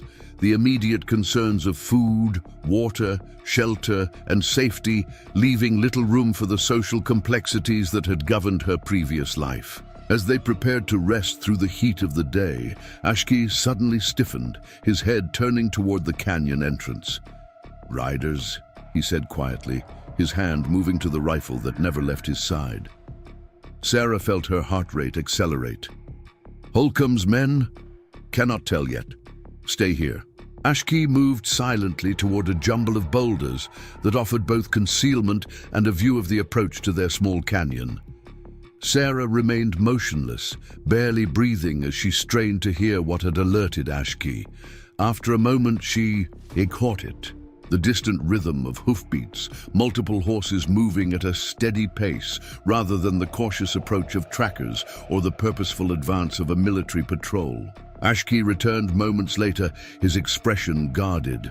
"Navajo riders, 4 men heavily armed, not from our settlement." "Are they looking for us?" "Cannot tell, but we should not risk meeting unknown warriors. Some bands make peace with army, hunt down those who resist." He quickly gathered their supplies, erasing all obvious signs of their camp. "We must move deeper into canyon, find hiding place." They led Shijie farther into the twisting box canyon, eventually discovering a narrow side channel half hidden by a rockfall. The space beyond was just large enough for them and the horse, and offered the advantage of a small seep spring trickling from the stone, a precious source of water that explained why the canyon, otherwise unremarkable, featured prominently in Navajo oral knowledge of the region. They settled into their hiding place, Ashki positioning himself where he could observe the main canyon without being seen. Sarah sat with her back against the cool stone wall, forcing herself to breathe slowly and evenly despite the anxiety. Tightening her chest, Shijie, sensing the tension, remained remarkably quiet, occasionally nickering softly, but otherwise standing patiently in the confined space. The waiting seemed interminable. Sarah found herself counting heartbeats, then breaths, trying to mark the passage of time in a situation where every sound, the scrape of a boot on stone, the snort of a horse, the metallic click of a firearm being readied, might signal discovery and danger. Finally, Ashki turned to her. "They have made camp in Main Canyon," he whispered, "near entrance. They will see anyone entering or leaving." "What do we do?" "Wait." If they are simply traveling through, they will leave by nightfall. If they hunt us specifically, he left the implications unspoken. The day stretched on, the heat building even in their sheltered alcove. Sarah dozed fitfully, jerking awake at every small sound. Ashki remained vigilant, dividing his attention between watching the main canyon and tending to their needs, offering water at regular intervals, sharing small portions of their dwindling food supplies, ensuring Shije remained calm in the confined space. Late in the afternoon, voices carried to their hiding place, men speaking Navajo, their tone casual rather than the tense communications of hunters pursuing specific prey. Ashki listened intently, his expression gradually relaxing. "They speak of trading journey," he translated quietly for Sarah, "going to Fort Defiance with woven blankets, silverwork, not hunting us." Relief flooded through her. "So we simply wait until they leave?" "Yes, but—" Ashki hesitated. "They speak also of news. Army increasing patrols near Flat Rock Pass, our intended route, and rumors of white woman traveling with Navajo man, $50 offered for information." Sarah's momentary relief evaporated. "Holcomb's reward." Ashki nodded grimly. "Word spreads fast in dry season when people travel for water. Everyone knows to watch for us now." As twilight deepened into true darkness, the voices from the main canyon grew quieter. Eventually, Ashki reported that the men had settled around their fire for the night, posting only a casual watch that suggested they anticipated no trouble in this remote location. "We leave before dawn," he decided. "While they still sleep, take different route north." "But you said Flat Rock Pass was the way to Dineta." "Main way, yes, but there is another path, more difficult. Few know it." His expression was serious. "It requires crossing Ha'ajina, place of emergence, sacred canyon where Dine first came into this world. Some say spirits still guard it against those who enter without proper preparation." The gravity in his voice gave Sarah pause. She had come to respect Navajo beliefs even when they differed from her own understanding of the world. "Is it dangerous to enter this place?" "For Dine who follow traditional ways, no. For outsiders." He shrugged slightly. "Stories tell of those who entered and became lost, wandering in circles though path seemed straight. Others say canyon shows visions, things that were, things that might be." "Do you believe these stories?" Ashki considered the question carefully. "I believe place holds power. Whether that power comes from spirits or from effect of canyon itself on human mind, I cannot say." He met her gaze directly. "But I believe we can pass safely if we show proper respect." Sarah nodded slowly. After everything she had experienced, she was no longer quick to dismiss beliefs that fell outside her previous understanding. "Tell me what I need to do to show respect." The conversation that followed was unlike any Sarah had experienced. Ashki explaining the complex Navajo relationship with sacred places, the reciprocal obligations between humans and the natural world, the proper prayers and offerings that maintained harmony. She listened attentively, asking questions when concepts were unclear, absorbing a worldview fundamentally different from the Christian teachings of her childhood, yet no less profound in its understanding of human responsibility to forces greater than themselves. They rested as best they could for the few hours remaining before dawn, knowing the day ahead would test their endurance. Despite her fatigue, Sarah found sleep elusive, her mind filled with thoughts of sacred canyons, pursuing enemies, and the uncertain sanctuary that awaited them in Dineta, if they reached it at all. The eastern sky was just beginning to lighten when Ashki touched her shoulder. "Time to go," he whispered. "Traders still sleep." They moved silently, gathering, Their few possessions and leading Shijie carefully through the narrow passage to the main canyon. Sarah found herself holding her breath as they passed within 50 yards of the sleeping traders. Every sound, the soft crunch of Shijie's hooves on sandy soil, the faint creak of leather as Ashki adjusted his rifle sling, seeming magnified. In the pre-dawn stillness, one of the traders' horses nickered softly, detecting their presence. Sarah froze, but Ashki continued moving, confident that such small sounds wouldn't wake experienced travelers accustomed to the normal disturbances of desert nights. His confidence proved justified. They reached the canyon entrance without incident, mounting Shijie only when they were well clear of the campsite. The route Ashki chose led them away from the well-used trails, following instead the subtle contours of the land that most travelers would overlook. They rode in silence as the sun rose, casting long shadows across the increasingly dramatic landscape. Massive buttes and mesas rose like stone sentinels from the desert floor, their banded layers of red, orange, and white rock recording millions of years of geological history. By mid-morning, the terrain had grown so challenging that they were forced to dismount, leading Shijie carefully along narrow ledges and through tight passages between towering rock walls. The air grew noticeably cooler and damper as they descended into a labyrinth of slot canyons, places where the sun penetrated only briefly each day, leaving the stone surfaces slick with condensation. "We approach Haji Na," Ashki said, quietly, as they paused to rest in a small grotto where a spring bubbled from between layers of sandstone. "Remember what I taught. Speak softly. Take nothing that is not freely given.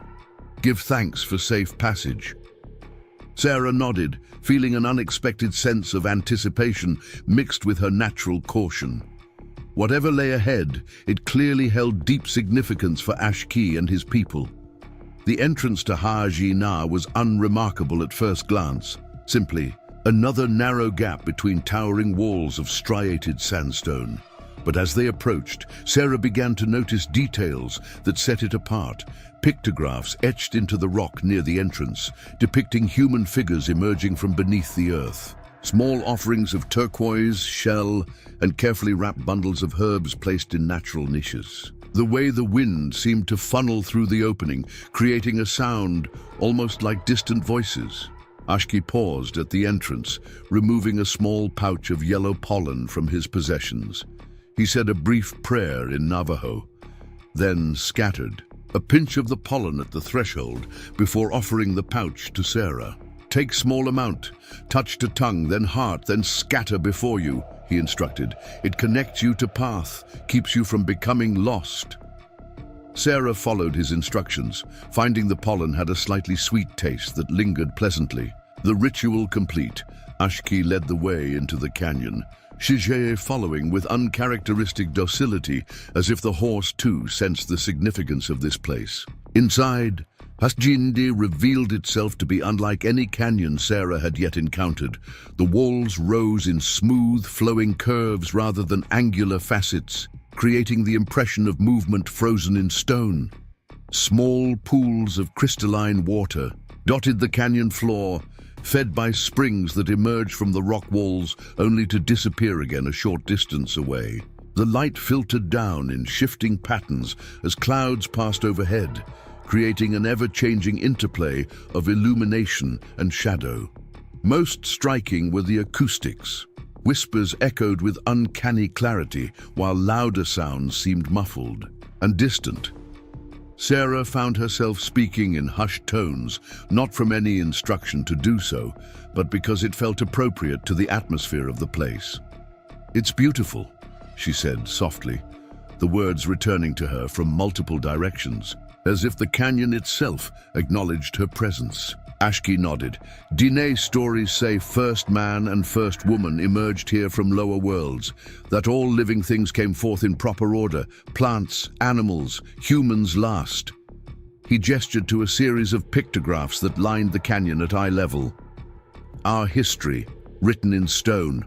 Sarah studied the ancient images, concentric circles representing emergence from one world to the next, elegant depictions of corn and other essential plants, humanoid figures engaged in what appeared to be ceremonial activities. The artwork spoke of a complex cosmology and a deep connection to place that transcended her own cultural understanding. They made their way carefully through the canyon, Ashki moving with the respectful familiarity of one who walks on ancestral ground. Sometimes he would pause to explain a particular feature or share a fragment of the stories associated with it. Other times, he simply allowed Sarah to absorb the experience in silence, recognizing that some aspects of Hajina communicated directly to the spirit rather than the intellect. As they approached the midpoint of the canyon, the passage narrowed dramatically, forming a natural doorway barely wide enough for Shijie to pass through. Beyond this constriction, the canyon opened into a perfectly circular chamber where a shaft of sunlight penetrated from an opening far overhead, illuminating a pool of water at the center. "Sacred water," Ashki explained, his voice hushed with reverence, "said to heal body and spirit. We rest here briefly, take small drink, leave offering." Sarah followed his example, approaching the pool with deliberate steps. The water was incredibly clear, revealing a bottom lined with white sand and small, colorful stones. She cupped her hands, lifting just enough water to wet her lips. The liquid had a slight mineral taste, cool and refreshing after their journey. As she straightened, something in the quality of light shifted, creating a momentary disorientation. For just an instant, Sarah thought she saw figures reflected in the pool, not her own image or Ashki's, but shadowy forms moving purposefully around the chamber. She blinked, and the vision, if that's what it had been, disappeared. "Did you see?" she began, turning to Ashki. "The canyon shows different things to different people," he replied simply. "What you see is between you and the spirits." Sarah nodded, deciding to keep the specifics of her experience private, for now. She placed a small polished stone from her pocket, one she had found near Nijoni's hogan and carried as a reminder of temporary safety, at the edge of the pool as her offering. They continued through the sacred canyon, the path gradually ascending toward the northern exit. Sarah found herself increasingly affected by the atmosphere of the place. Not fearful, but intensely aware of something beyond ordinary perception. Sounds seemed to reach her from impossible distances. Flickers of movement caught the corner of her eye, only to vanish when she turned her head. And time itself seemed to flow differently, making it impossible to gauge how long they had been. Within Hajina. "Many report such experiences," Ashki said when she hesitantly described these sensations. "Canyon exists in multiple worlds at once, some say. Thin place between physical and spiritual realms." Whatever the explanation, Sarah was not entirely sorry when they finally approached the northern exit. As profound as the experience had been, the heightened awareness had left her mentally exhausted, ready to return to the more straightforward challenges of their journey. The transition back to the ordinary world came suddenly. One moment they were in the hushed, otherworldly atmosphere of Hajina. The next, they emerged into harsh sunlight and the familiar desert landscape of mesas and scrubland. Sarah blinked, her eyes adjusting to the brightness, as Ashki again performed a brief ritual of gratitude for safe passage. "We have saved half day by taking sacred path," Ashki observed, surveying their position from the elevated vantage point the canyon exit provided. "Dinetta lies there." He pointed toward distant blue mountains shimmering in the heat haze. "One more night of travel." Sarah felt a surge of hope. They had successfully avoided both Flat Rock Pass with its increased military patrols and the trading party that might have inadvertently revealed their presence. Perhaps their luck would hold for the final leg of their journey. "Is there a water source between here and there?" she asked, practical concerns reasserting themselves after the spiritual intensity of Hajina. Ashki nodded. Small spring in shadow of three sisters. He indicated a distinctive formation of three spire-like rocks jutting from a nearby mesa. We rest there until dusk, then make final push to Dinetta. The spring proved to be little, more than a trickle emerging from a crack in the sandstone, but it provided enough water to replenish their supply and allow Shijie to drink his fill. They settled in the meager shade of an overhanging rock to wait out the worst of the days. Eat, conserving their energy for the night's journey. Tell me about Dinetta, Sarah requested as they shared a small meal. Who lives there now? Will they welcome us? Few families remain, those most committed to old ways. Some medicine people who guard sacred knowledge. Ashki's expression grew thoughtful. My mother's sister Nadlihi is respected healer there. She will shelter us if we reach her Hogan. If, journey not complete until feet touch destination, Ashki said simply, the proverb carrying the weight of hard-earned experience. Much can happen between here and mountains. His caution proved prophetic sooner than either could have anticipated. As the afternoon shadows lengthened, a sound reached them that instantaneously shattered their brief sense of security, the distinctive crack of a rifle shot, followed by several more in rapid succession. The gunfire came from the direction of Haji Na, perhaps a mile or two from their current position. Someone followed us through canyon, Ashki said grimly, gathering their belongings with swift efficiency. The traders, or Holcomb's men. Army would not enter Sacred Canyon without greater purpose. He helped Sarah mount Shijie, then swung up behind her. We ride now. Cannot wait for darkness. They set off at the fastest pace Shijie could, safely maintain across the broken terrain, heading directly for the distant mountains of Dinetta. The decision to travel in daylight carried significant risk. They would be visible from considerable distance on the open landscape. But remaining near the canyon with armed pursuers was clearly the greater danger. For nearly an hour they rode. Without incident, the mountains growing gradually larger, individual features becoming distinguishable from the general blue haze of distance. Then, as they crested a small rise, Ashki suddenly reined Shijie to a halt. "Riders," he said tersely, pointing toward a dust cloud moving rapidly from the east, cutting across their path toward Dinetta. Many horses, moving fast. Sarah squinted against the late afternoon sun. "Can you tell who they are?" "Too far, but they move like men who know what they seek." Ashki scanned the terrain, assessing options rapidly. "We cannot outrun them across open ground. Must find cover. Let them pass." The landscape offered little in the way of concealment. Scattered juniper and pinon, occasional rock outcroppings, dry washes that provided minimal cover at best. Ashki chose a shallow arroyo that angled away from their original course, hoping its meandering path might shield them from the approaching riders. They dismounted, leading Shijie into the deepest part of the wash. The horses' dark coloring stood out against the pale sand, but from a distance, the depression in the land might conceal them long enough for the riders to pass by, focused on their apparent course toward Dinetta. "Who do you think they are?" Sarah whispered as they crouched in the limited shelter of the arroyo. "Could be Holcomb's men, could be army patrol." Ashki's expression was grim. Either way, they search with purpose. Someone has directed them. The implication was clear. Someone had betrayed their destination, perhaps even their specific route. The $50 reward Holcomb offered would be a powerful temptation in a region where drought had made survival increasingly precarious for everyone. The distant riders changed course slightly, still headed generally toward Dinetta, but now on a trajectory that would bring them uncomfortably close to the arroyo where Sarah and Ashki had taken shelter.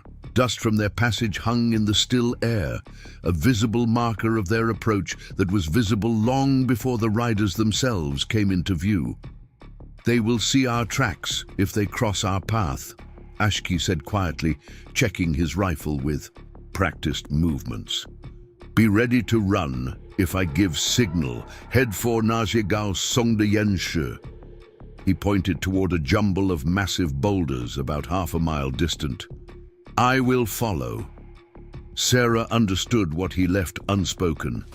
If confrontation came, he would stay behind to delay their pursuers while she sought better shelter. The thought of leaving him to face multiple armed men alone was unacceptable. We stay together, she insisted. I won't leave you to face them alone.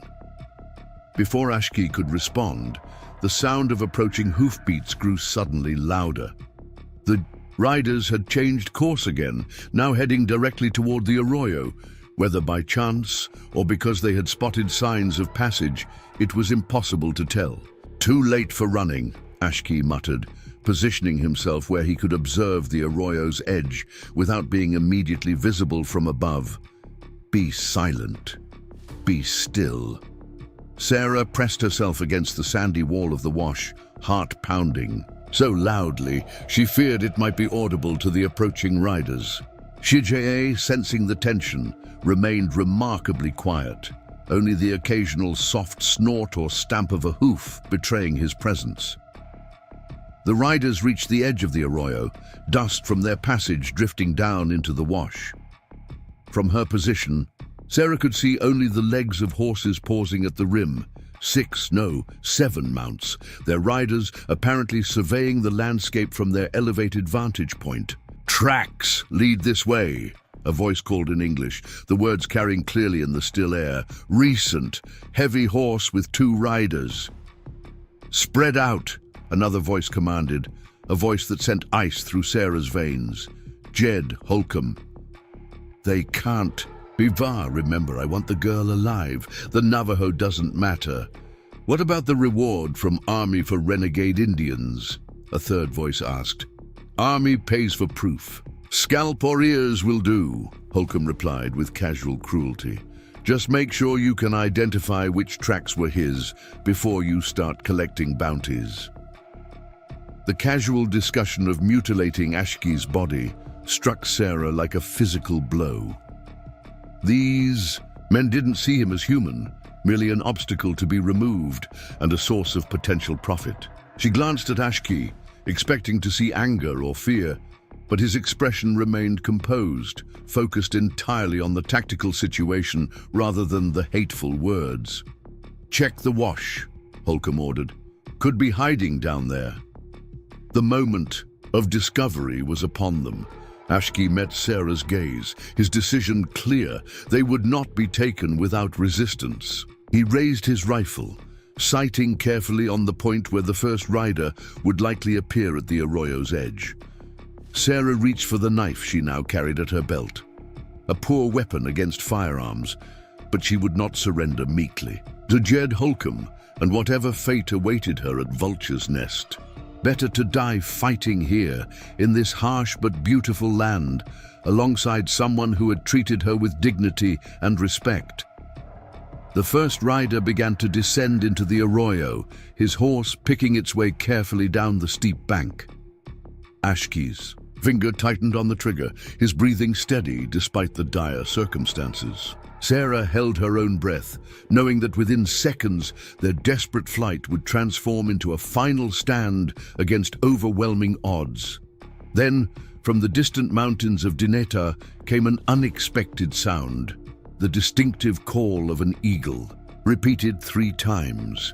It wasn't a natural cry, but a signal, and it had an immediate effect on the approaching riders. They halted, heads turning toward the source of the sound. Ambush! One of Holcomb's men called, his voice tight with sudden fear. That's a Navajo signal! Don't be a fool, Holcomb snapped. It's just a bird. But his men were already backing, their horses away from the arroyo's edge, their confidence evaporating at the thought of encountering Navajo warriors in territory the indigenous people knew intimately. I didn't sign on to fight a war party, another man protested. Army said most Navajo are on reservation now. Most, not all, someone else added. The ones still out here are the dangerous ones, warriors who refuse to surrender. From another direction came a second signal, a perfect mimicry of a coyote's howl that nevertheless carried subtle differences that identified it as human in origin. Then a third call from yet another location, creating the impression of multiple observers surrounding Holcomb's party. Ashke's eyes widened slightly in recognition, but he remained absolutely still, rifle trained on the hesitating rider at the arroyo's edge. "We're being surrounded," one of Holcomb's men shouted, panic evident in his voice. "There's more of them in those rocks." "Hold your position," Holcomb ordered, but his authority was already crumbling. Two of his men wheeled their horses around, spurring them back the way they had come. A third followed almost immediately. "Cowards!" Holcomb shouted after them. "The reward is mine, then!" He urged his horse down into the arroyo, clearly determined to claim Sarah regardless of the perceived threat. But as he descended, a shot rang out, not from Ashke's rifle, but from somewhere in the distant rocks. The bullet kicked up sand mere inches from Holcomb's horse, causing the animal to rear in panic. Holcomb struggled to control his mount, cursing fluently as the horse spun in circles. Another shot, closer this time, convinced him of the futility of continuing alone. With a final shout of rage, he spurred his horse up the opposite bank of the arroyo and galloped away, quickly followed by his remaining men. Sarah and Ashke remained motionless long after the sounds of Holcomb's retreat had faded, wary of a possible trick. Finally, Ashke lowered his rifle, a mixture of relief and confusion in his expression. "Someone helped us," he said quietly, "but I do not know who." From the direction of the boulders Ashke had earlier identified as potential shelter, a figure emerged. A Navajo man mounted on a paint horse similar to Shijie. He approached cautiously, making deliberate peaceful gestures as he drew near. "Ashke, son of Hastinto," the rider called in Navajo, using Ashke's formal name and lineage. "Your brother Nalnish sends greetings and aid." Ashke's surprise was evident. "Nalnish sent you?" The rider nodded, switching to English for Sarah's benefit. "He sent 3 of us to watch the approaches to Dineta when traders brought news of Holcomb offering money for white woman and Navajo man. Said his brother might be stubborn and proud, but should not die for it." Ashke laughed suddenly, the sound startling after the tension of their near capture. "My brother insults me even while saving my life. Truly, nothing changes." The rider grinned.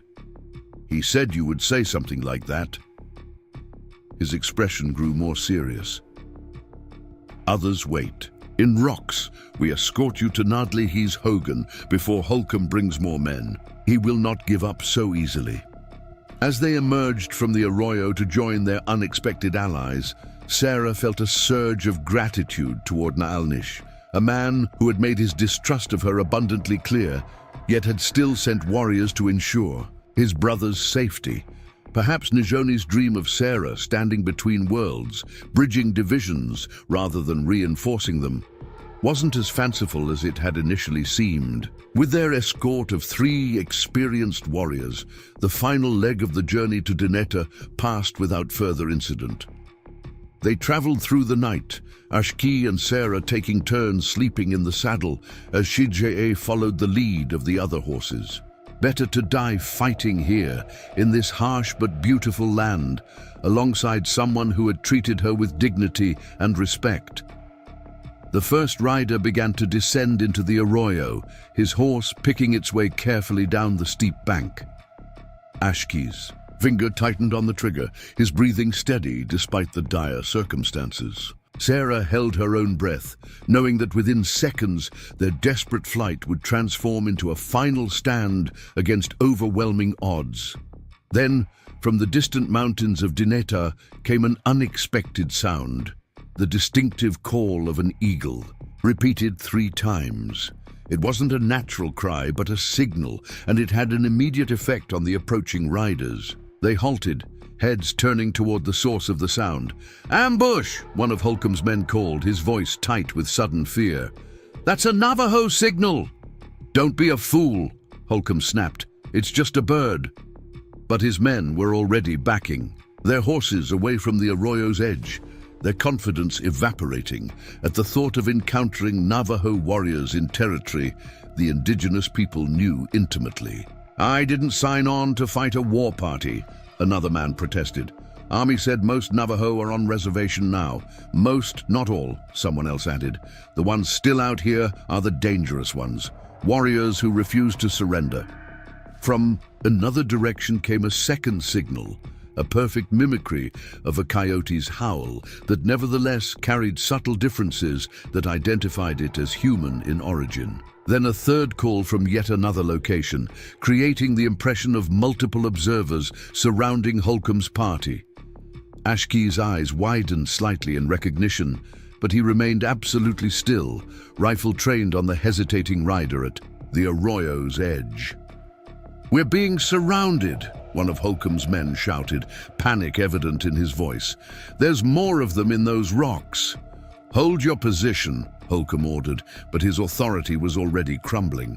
Two of his men wheeled their horses around, spurring them back the way they had come. A third followed almost immediately. "Cowards!" Holcomb shouted after them. "The reward is mine, then!" He urged his horse down into the arroyo, clearly determined to claim Sarah regardless of the perceived threat. But as he descended, a shot rang out, not from Ashke's rifle, but from somewhere in the distant rocks. The bullet kicked up sand mere inches from Holcomb's horse, causing the animal to rear in panic. Holcomb struggled to control his mount, cursing fluently as the horse spun in circles. Another shot, closer this time, convinced him of the futility of continuing alone. With a final shout of rage, he spurred his horse up the opposite bank of the arroyo and galloped away, quickly followed by his remaining men. Sarah and Ashke remained motionless long after the sounds of Holcomb's retreat had faded, wary of a possible trick. Finally, Ashke lowered his rifle, a mixture of relief and confusion in his expression. "Someone helped us," he said quietly, "but I do not know who." From the direction of the boulders Ashke had earlier identified as potential shelter, a figure emerged. A Navajo man mounted on a paint horse similar to Shijay. He approached cautiously, making deliberate peaceful gestures as he drew near. "Ashke, son of Hastinto," the rider called in Navajo, using Ashke's formal name and lineage. "Your brother Nalnish sends greetings and aid." Ashke's surprise was evident. "Nalnish sent you?" The rider nodded, switching to English for Sarah's benefit. "He sent 3 of us to watch the approaches to Dineta when traders brought news of Holcomb offering money for white woman and Navajo man. Said his brother might be stubborn and proud, but should not die for it." Ashke laughed suddenly, the sound startling after the tension of their near capture. "My brother insults me even while saving my life. Truly, nothing changes." The rider grinned. "He said you would say something like that." His expression grew more serious. "Others wait. In rocks, we escort you to Nadlihi's Hogan before Holcomb brings more men. He will not give up so easily." As they emerged from the arroyo to join their unexpected allies, Sarah felt a surge of gratitude toward Naalnish, a man who had made his distrust of her abundantly clear, yet had still sent warriors to ensure his brother's safety. Perhaps Nijoni's dream of Sarah standing between worlds, bridging divisions rather than reinforcing them, wasn't as fanciful as it had initially seemed. With their escort of 3 experienced warriors, the final leg of the journey to Dineta passed without further incident. They traveled through the night, Ashke and Sarah taking turns sleeping in the saddle as Shijay followed the lead of the other horses. By dawn, they had reached the foothills of the mountains that marked the boundary of Dineta, the sacred homeland where the Navajo people had first established their way of life. The landscape changed dramatically as they ascended. Desert giving way to juniper forest, Dry washes replaced by small, clear streams, the air growing noticeably cooler and sweeter with each mile. Sarah found herself breathing deeply, savoring the scent of pine and the first hints of autumn in the mountain air. Their destination, Nadlihi's Hogan, was nestled in a small, sheltered valley, accessible only by a narrow trail that wound between massive boulders. The traditional dwelling was larger than Nijoni's, with several smaller structures nearby suggesting a family compound rather than a solitary residence.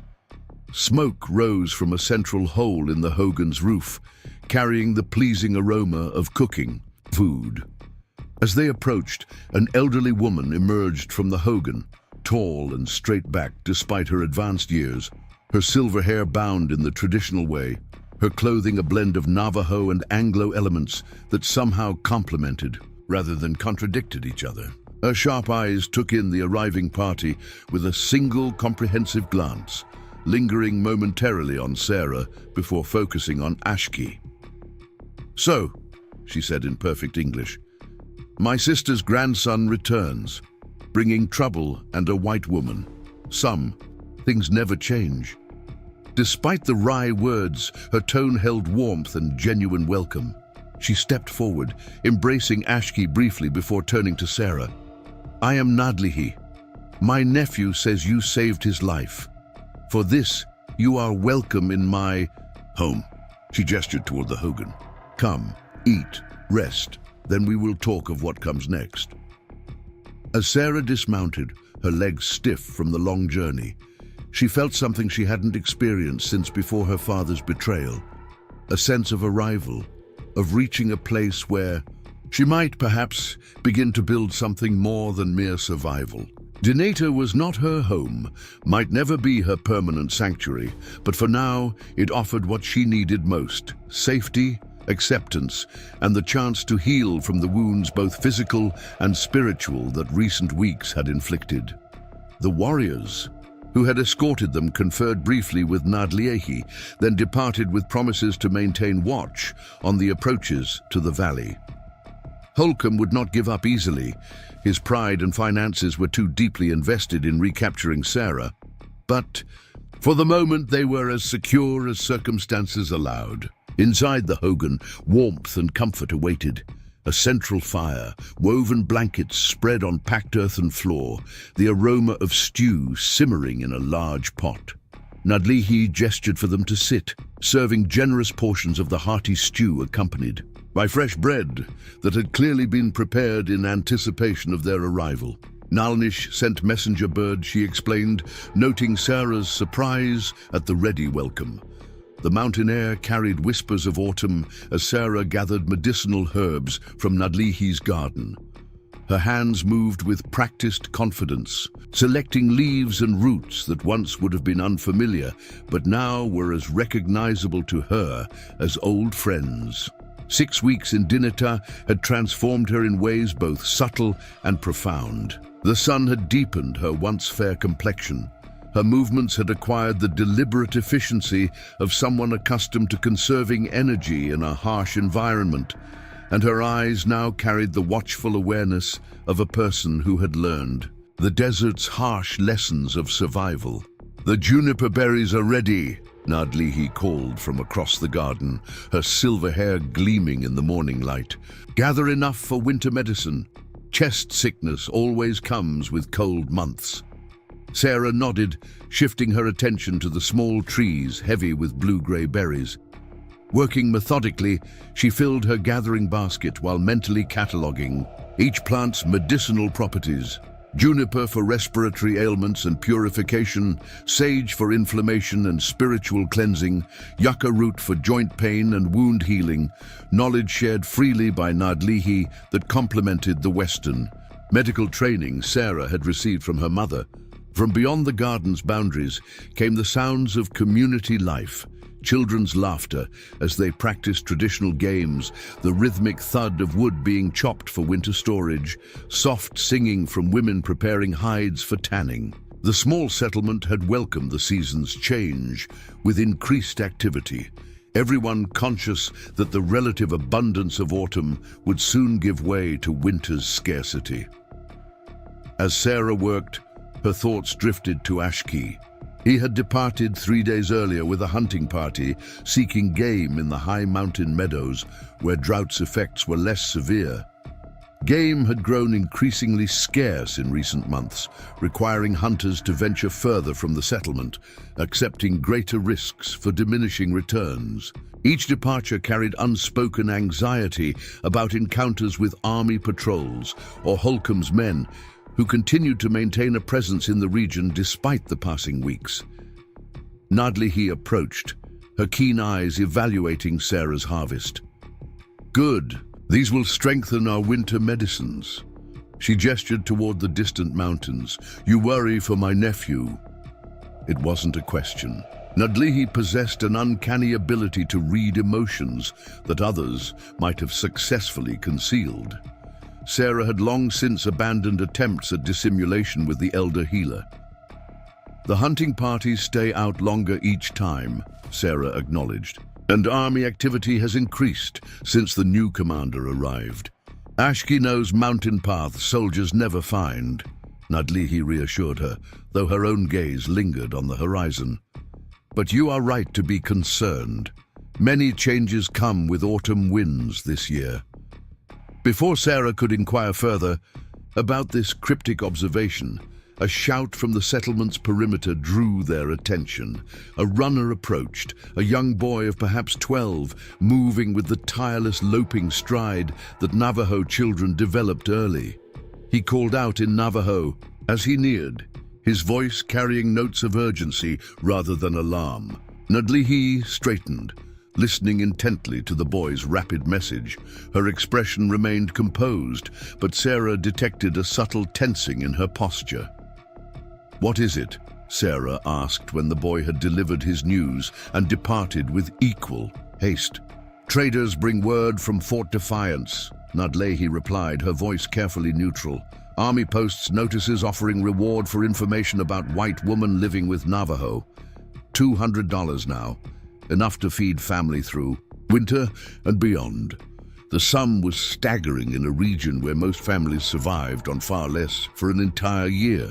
It represented a deliberate escalation, a calculated temptation that might sway even those who had previously resisted providing information about Sarah's whereabouts. "Holcomb is getting desperate," Sarah said, striving for a calmness she didn't feel. "He wouldn't offer so much unless other methods had failed. Perhaps. Or perhaps Army grows impatient, adds government money to Holcomb's offer." Nadlihi placed a weathered hand on Sarah's arm. "Either way, risk grows. We must speak with council tonight." The council gathering that evening carried a gravity absent from routine community meetings. Representatives from neighboring settlements joined Nadlihi's people around the central fire, their faces illuminated by flickering flames as they discussed the implications of the increased reward and reported army movements throughout the region. Sarah sat slightly apart from the main circle, conscious of her status as both central figure in the unfolding situation and outsider to many of the cultural considerations being weighed. She had gained enough proficiency in Navajo to follow the general discussion, though technical terms and rapid exchanges still occasionally eluded her. The debate revealed a community divided not on whether action was necessary. All agreed the situation had grown more precarious, but on what form that action should take. Some advocated for temporary dispersal to even more remote locations until winter snows made military operations in the mountains untenable. Others suggested more aggressive resistance, ambushing army patrols to discourage further incursions into Dineta. A minority proposed negotiation through trusted intermediaries at the trading post, seeking terms that might allow for coexistence rather than continued conflict. Throughout the discussion, Sarah noticed a pattern emerging. The most adamant voices for resistance came primarily from younger warriors, those who had grown up entirely in the shadow of displacement and broken promises. Those advocating for negotiation tended to be elders who had witnessed previous cycles of conflict and recognized the toll such struggles exacted. The divide reflected not just tactical disagreement, but fundamentally different visions of how Navajo identity might survive in a rapidly changing world. As the council continued, a disturbance at the settlement's edge interrupted the proceedings. Voices called out in alarm, followed by the distinctive rhythm of approaching horses ridden hard. The council members rose as one, some reaching for weapons, while others moved protectively toward family groups. Sarah's heart leapt when she recognized the lead rider, Ashki, returning days earlier than expected from the hunting expedition. His expression was grim as he dismounted, his clothing showing signs of hard travel. Behind him, the remaining hunters appeared equally fatigued, their horses lathered from exertion. Ashki strode directly to the council fire, acknowledging the gathered leaders with a brief nod before delivering his report in rapid Navajo. Though Sarah couldn't catch every word, the reaction among the listeners made the essence clear. Something significant had occurred, something that altered their already precarious situation. When Ashki finished speaking, a tense silence fell over the gathering. Finally, one of the elder council members turned to Nadlihi, speaking words that needed no translation. "It is time." Nadlihi nodded gravely before addressing the broader group. "Prepare your families. We leave before dawn." The pronouncement set the settlement into immediate motion, people dispersing to begin gathering essential possessions and provisions. For travel. Sarah remained where she was, waiting as Ashki made his way toward her through the dissolving council gathering. "What happened?" she asked when he reached her, noting the fatigue etched in the lines around his eyes. "We encountered Navajo scouts from southern territories," Ashki explained, accepting the water skin she offered him. "Army has established forward camp at base of mountains, less than 2 days' ride from here.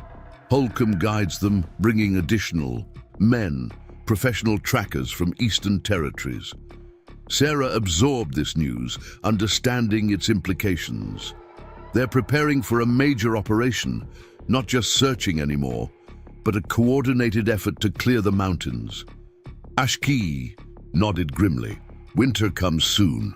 They wish to force all Diné onto reservation before first snow makes mountains impassable." He glanced toward the now emptying council area. "The council has decided." "Full evacuation," Sarah confirmed. "Before dawn," Nadlehi said. "Good. We cannot defend against so many rifles, and mountains offer many hiding places for those who know them." Ashki's expression softened slightly as he studied her face. "You have been well while I was gone." The simple question carried layers of unspoken concern. Sarah managed a small smile despite the gravity of their situation. "Well enough. Busy with harvesting and medicine making. Nadlehi is a demanding teacher. She sees much potential in you." Ashki hesitated, an unusual indecision crossing his features. "Sarah, there is more you should know. The scouts brought other news, personal news." Something in his tone alerted her that whatever followed would not be easily received. "Tell me." "Traders at Fort Defiance speak of a man named Thomas Mitchell arrived from Silver Creek asking questions about his daughter." Ashki watched her carefully as he delivered this unexpected information. "Your father searches for you." The words struck Sarah like a physical blow. Her father, the man who had sold her to Holcomb without hesitation, who had valued her life at less than the price of his gambling debts, was now seeking her out. The knowledge reopened wounds she had believed were beginning to heal, bringing a flood of conflicting emotions too tangled to immediately unravel. "Why?" she finally managed, the single word encompassing countless questions. "Why would he look for me now? Scouts say he appears ill, weakened, speaks of making amends before death claims him." Ashki's voice remained neutral, offering information without judgment. He offers reward separate from Holcomb's, smaller, but his own money.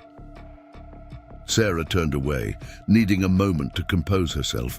The garden where she had been working just hours before now seemed impossibly distant, that peaceful routine shattered by revelations that demanded immediate response. Her father dying, perhaps, seeking forgiveness or closure, or some combination of both. Holcomb and the army closing in on the community that had sheltered her. The imminent dissolution of the fragile sanctuary she had found in Dineta.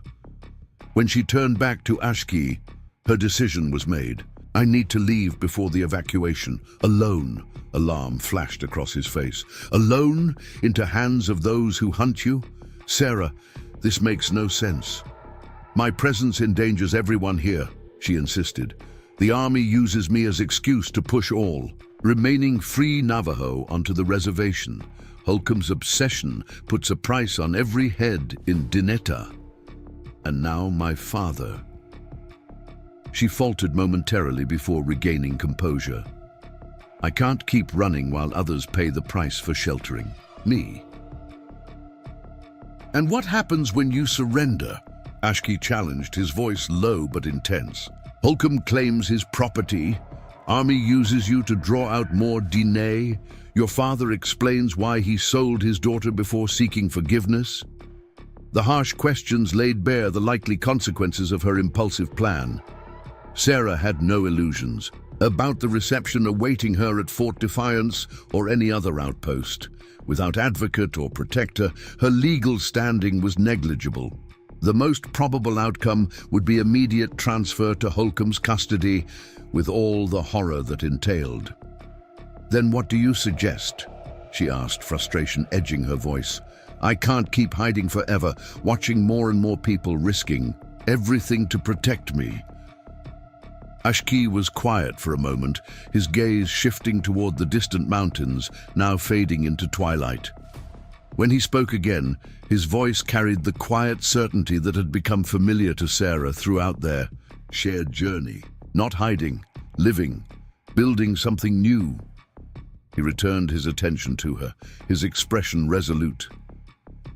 Council plans to scatter temporarily, small family groups traveling different routes, reuniting when danger passes. But not all will return. To Dineta. What do you mean?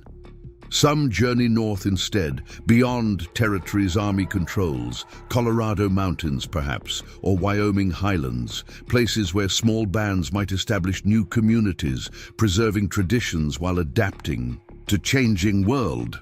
Ashki paused, seeming to search for the right words. Nadlihi plans such journey. I would go with her, and I ask you to come with us.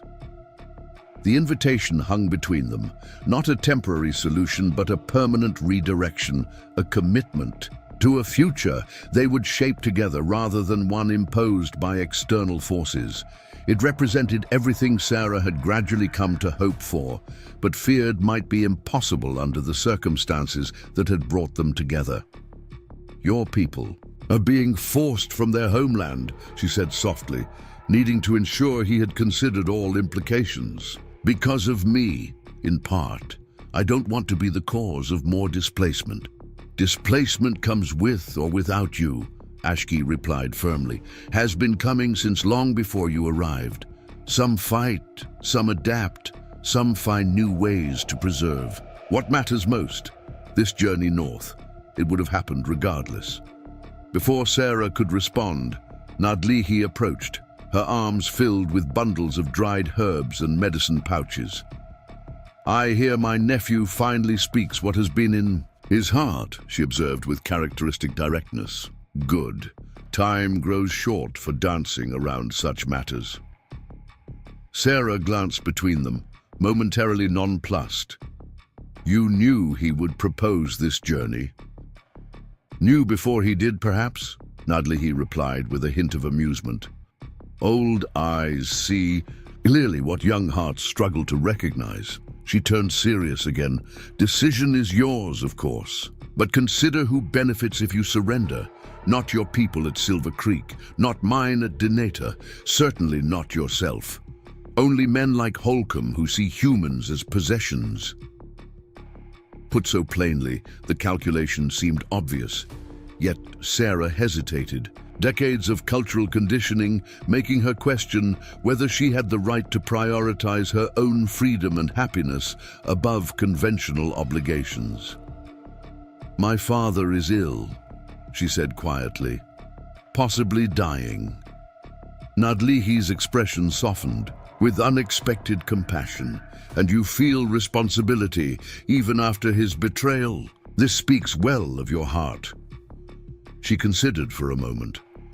"Perhaps there is middle path. Letter left with trusted trader at Fort Defiance. Words for your father's ears only, saying what you need him to hear. Closure without capture." It was an elegant solution, allowing Sarah to address the emotional complexity of her father's reappearance without physically endangering herself or others. The prospect of articulating her feelings, the hurt, anger, confusion, and eventual path toward a new life held genuine appeal. Some wounds might never fully heal, but acknowledgement was itself a form of treatment, as she had learned through her medical training. That might work, she agreed, feeling a weight lift that she hadn't fully acknowledged carrying. Nadlihi nodded in satisfaction. "Good. Now both of you help with preparations. Much to do before dawn." She departed to supervise other aspects of the evacuation, leaving Sarah and Ashki in momentary stillness amid the bustling activity engulfing the settlement. Around them, families packed essential possessions, wrapped food for travel, prepared horses and mules for loaded transport. Children were assigned simple tasks to keep them occupied and included in the community effort. Their usual play suspended, but not their integral role in family functioning. Sarah watched this coordinated response to crisis with growing appreciation. Here was resilience in its purest form, not merely enduring hardship, but adapting to it with practiced efficiency, preserving what mattered most while relinquishing what could be replaced. It was a lesson her own people could benefit from studying, though few would recognize the wisdom embedded in what many dismissed as primitive existence. "We should help," she said, turning back to Ashki. "We can talk more as we work." He nodded. Agreement, and they joined the communal preparations. The next hours passed in productive intensity as the settlement methodically transformed from semi-permanent habitation to mobile community prepared for extended travel. Essential medicines were carefully packed in leather pouches, sacred items, wrapped with appropriate reverence, food and water distributed according to each group's planned route and anticipated needs. Throughout the process, Sarah found herself working alongside various community members who had once regarded her with suspicion, but now accepted her contributions without comment or hesitation. She had become, if not fully one of them, then at least someone whose presence was valued and whose skills were respected. It was a profound shift from the isolation she had experienced upon first arriving in Dineta. Near midnight, with preparations largely complete and the community grabbing what rest they could before the pre-dawn departure, Sarah finally had opportunity to compose her letter to Thomas Mitchell. Seated by the dying embers of Nadlihi's fire, she stared at the blank paper salvaged from a trader's ledger book, struggling to find words adequate to the complex emotions stirred by news of her father's search. "May I?" Ashki asked quietly, settling beside her after completing his own preparations for tomorrow's journey. Sarah nodded, grateful for his supportive presence as she confronted this unexpected challenge. "I don't know where to begin," she admitted. "Part of me wants to pour out all the hurt and betrayal, make him understand exactly what he subjected me to. Another part just wants to say I've found a new life and need no reconciliation.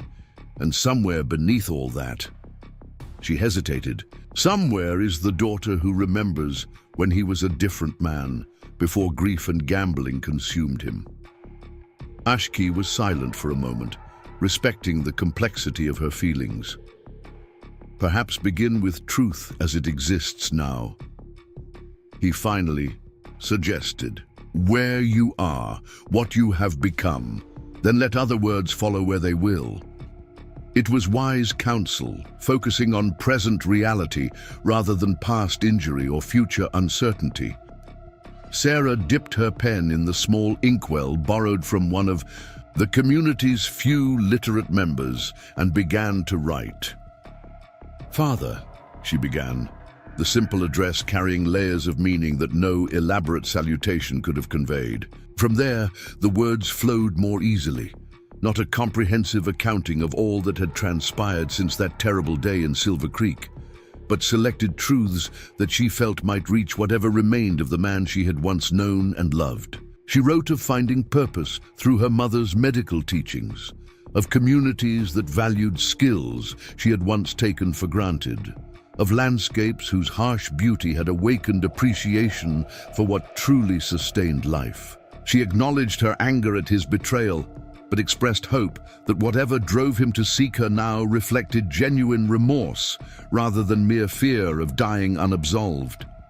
Most importantly, she made clear her choice, not to return to the world that had discarded her, but to move forward with people who had demonstrated through actions rather than words that they valued her presence. She conveyed this not as accusation, but as simple fact, a consequence of decisions made that could not be unmade, however sincere subsequent regret might be.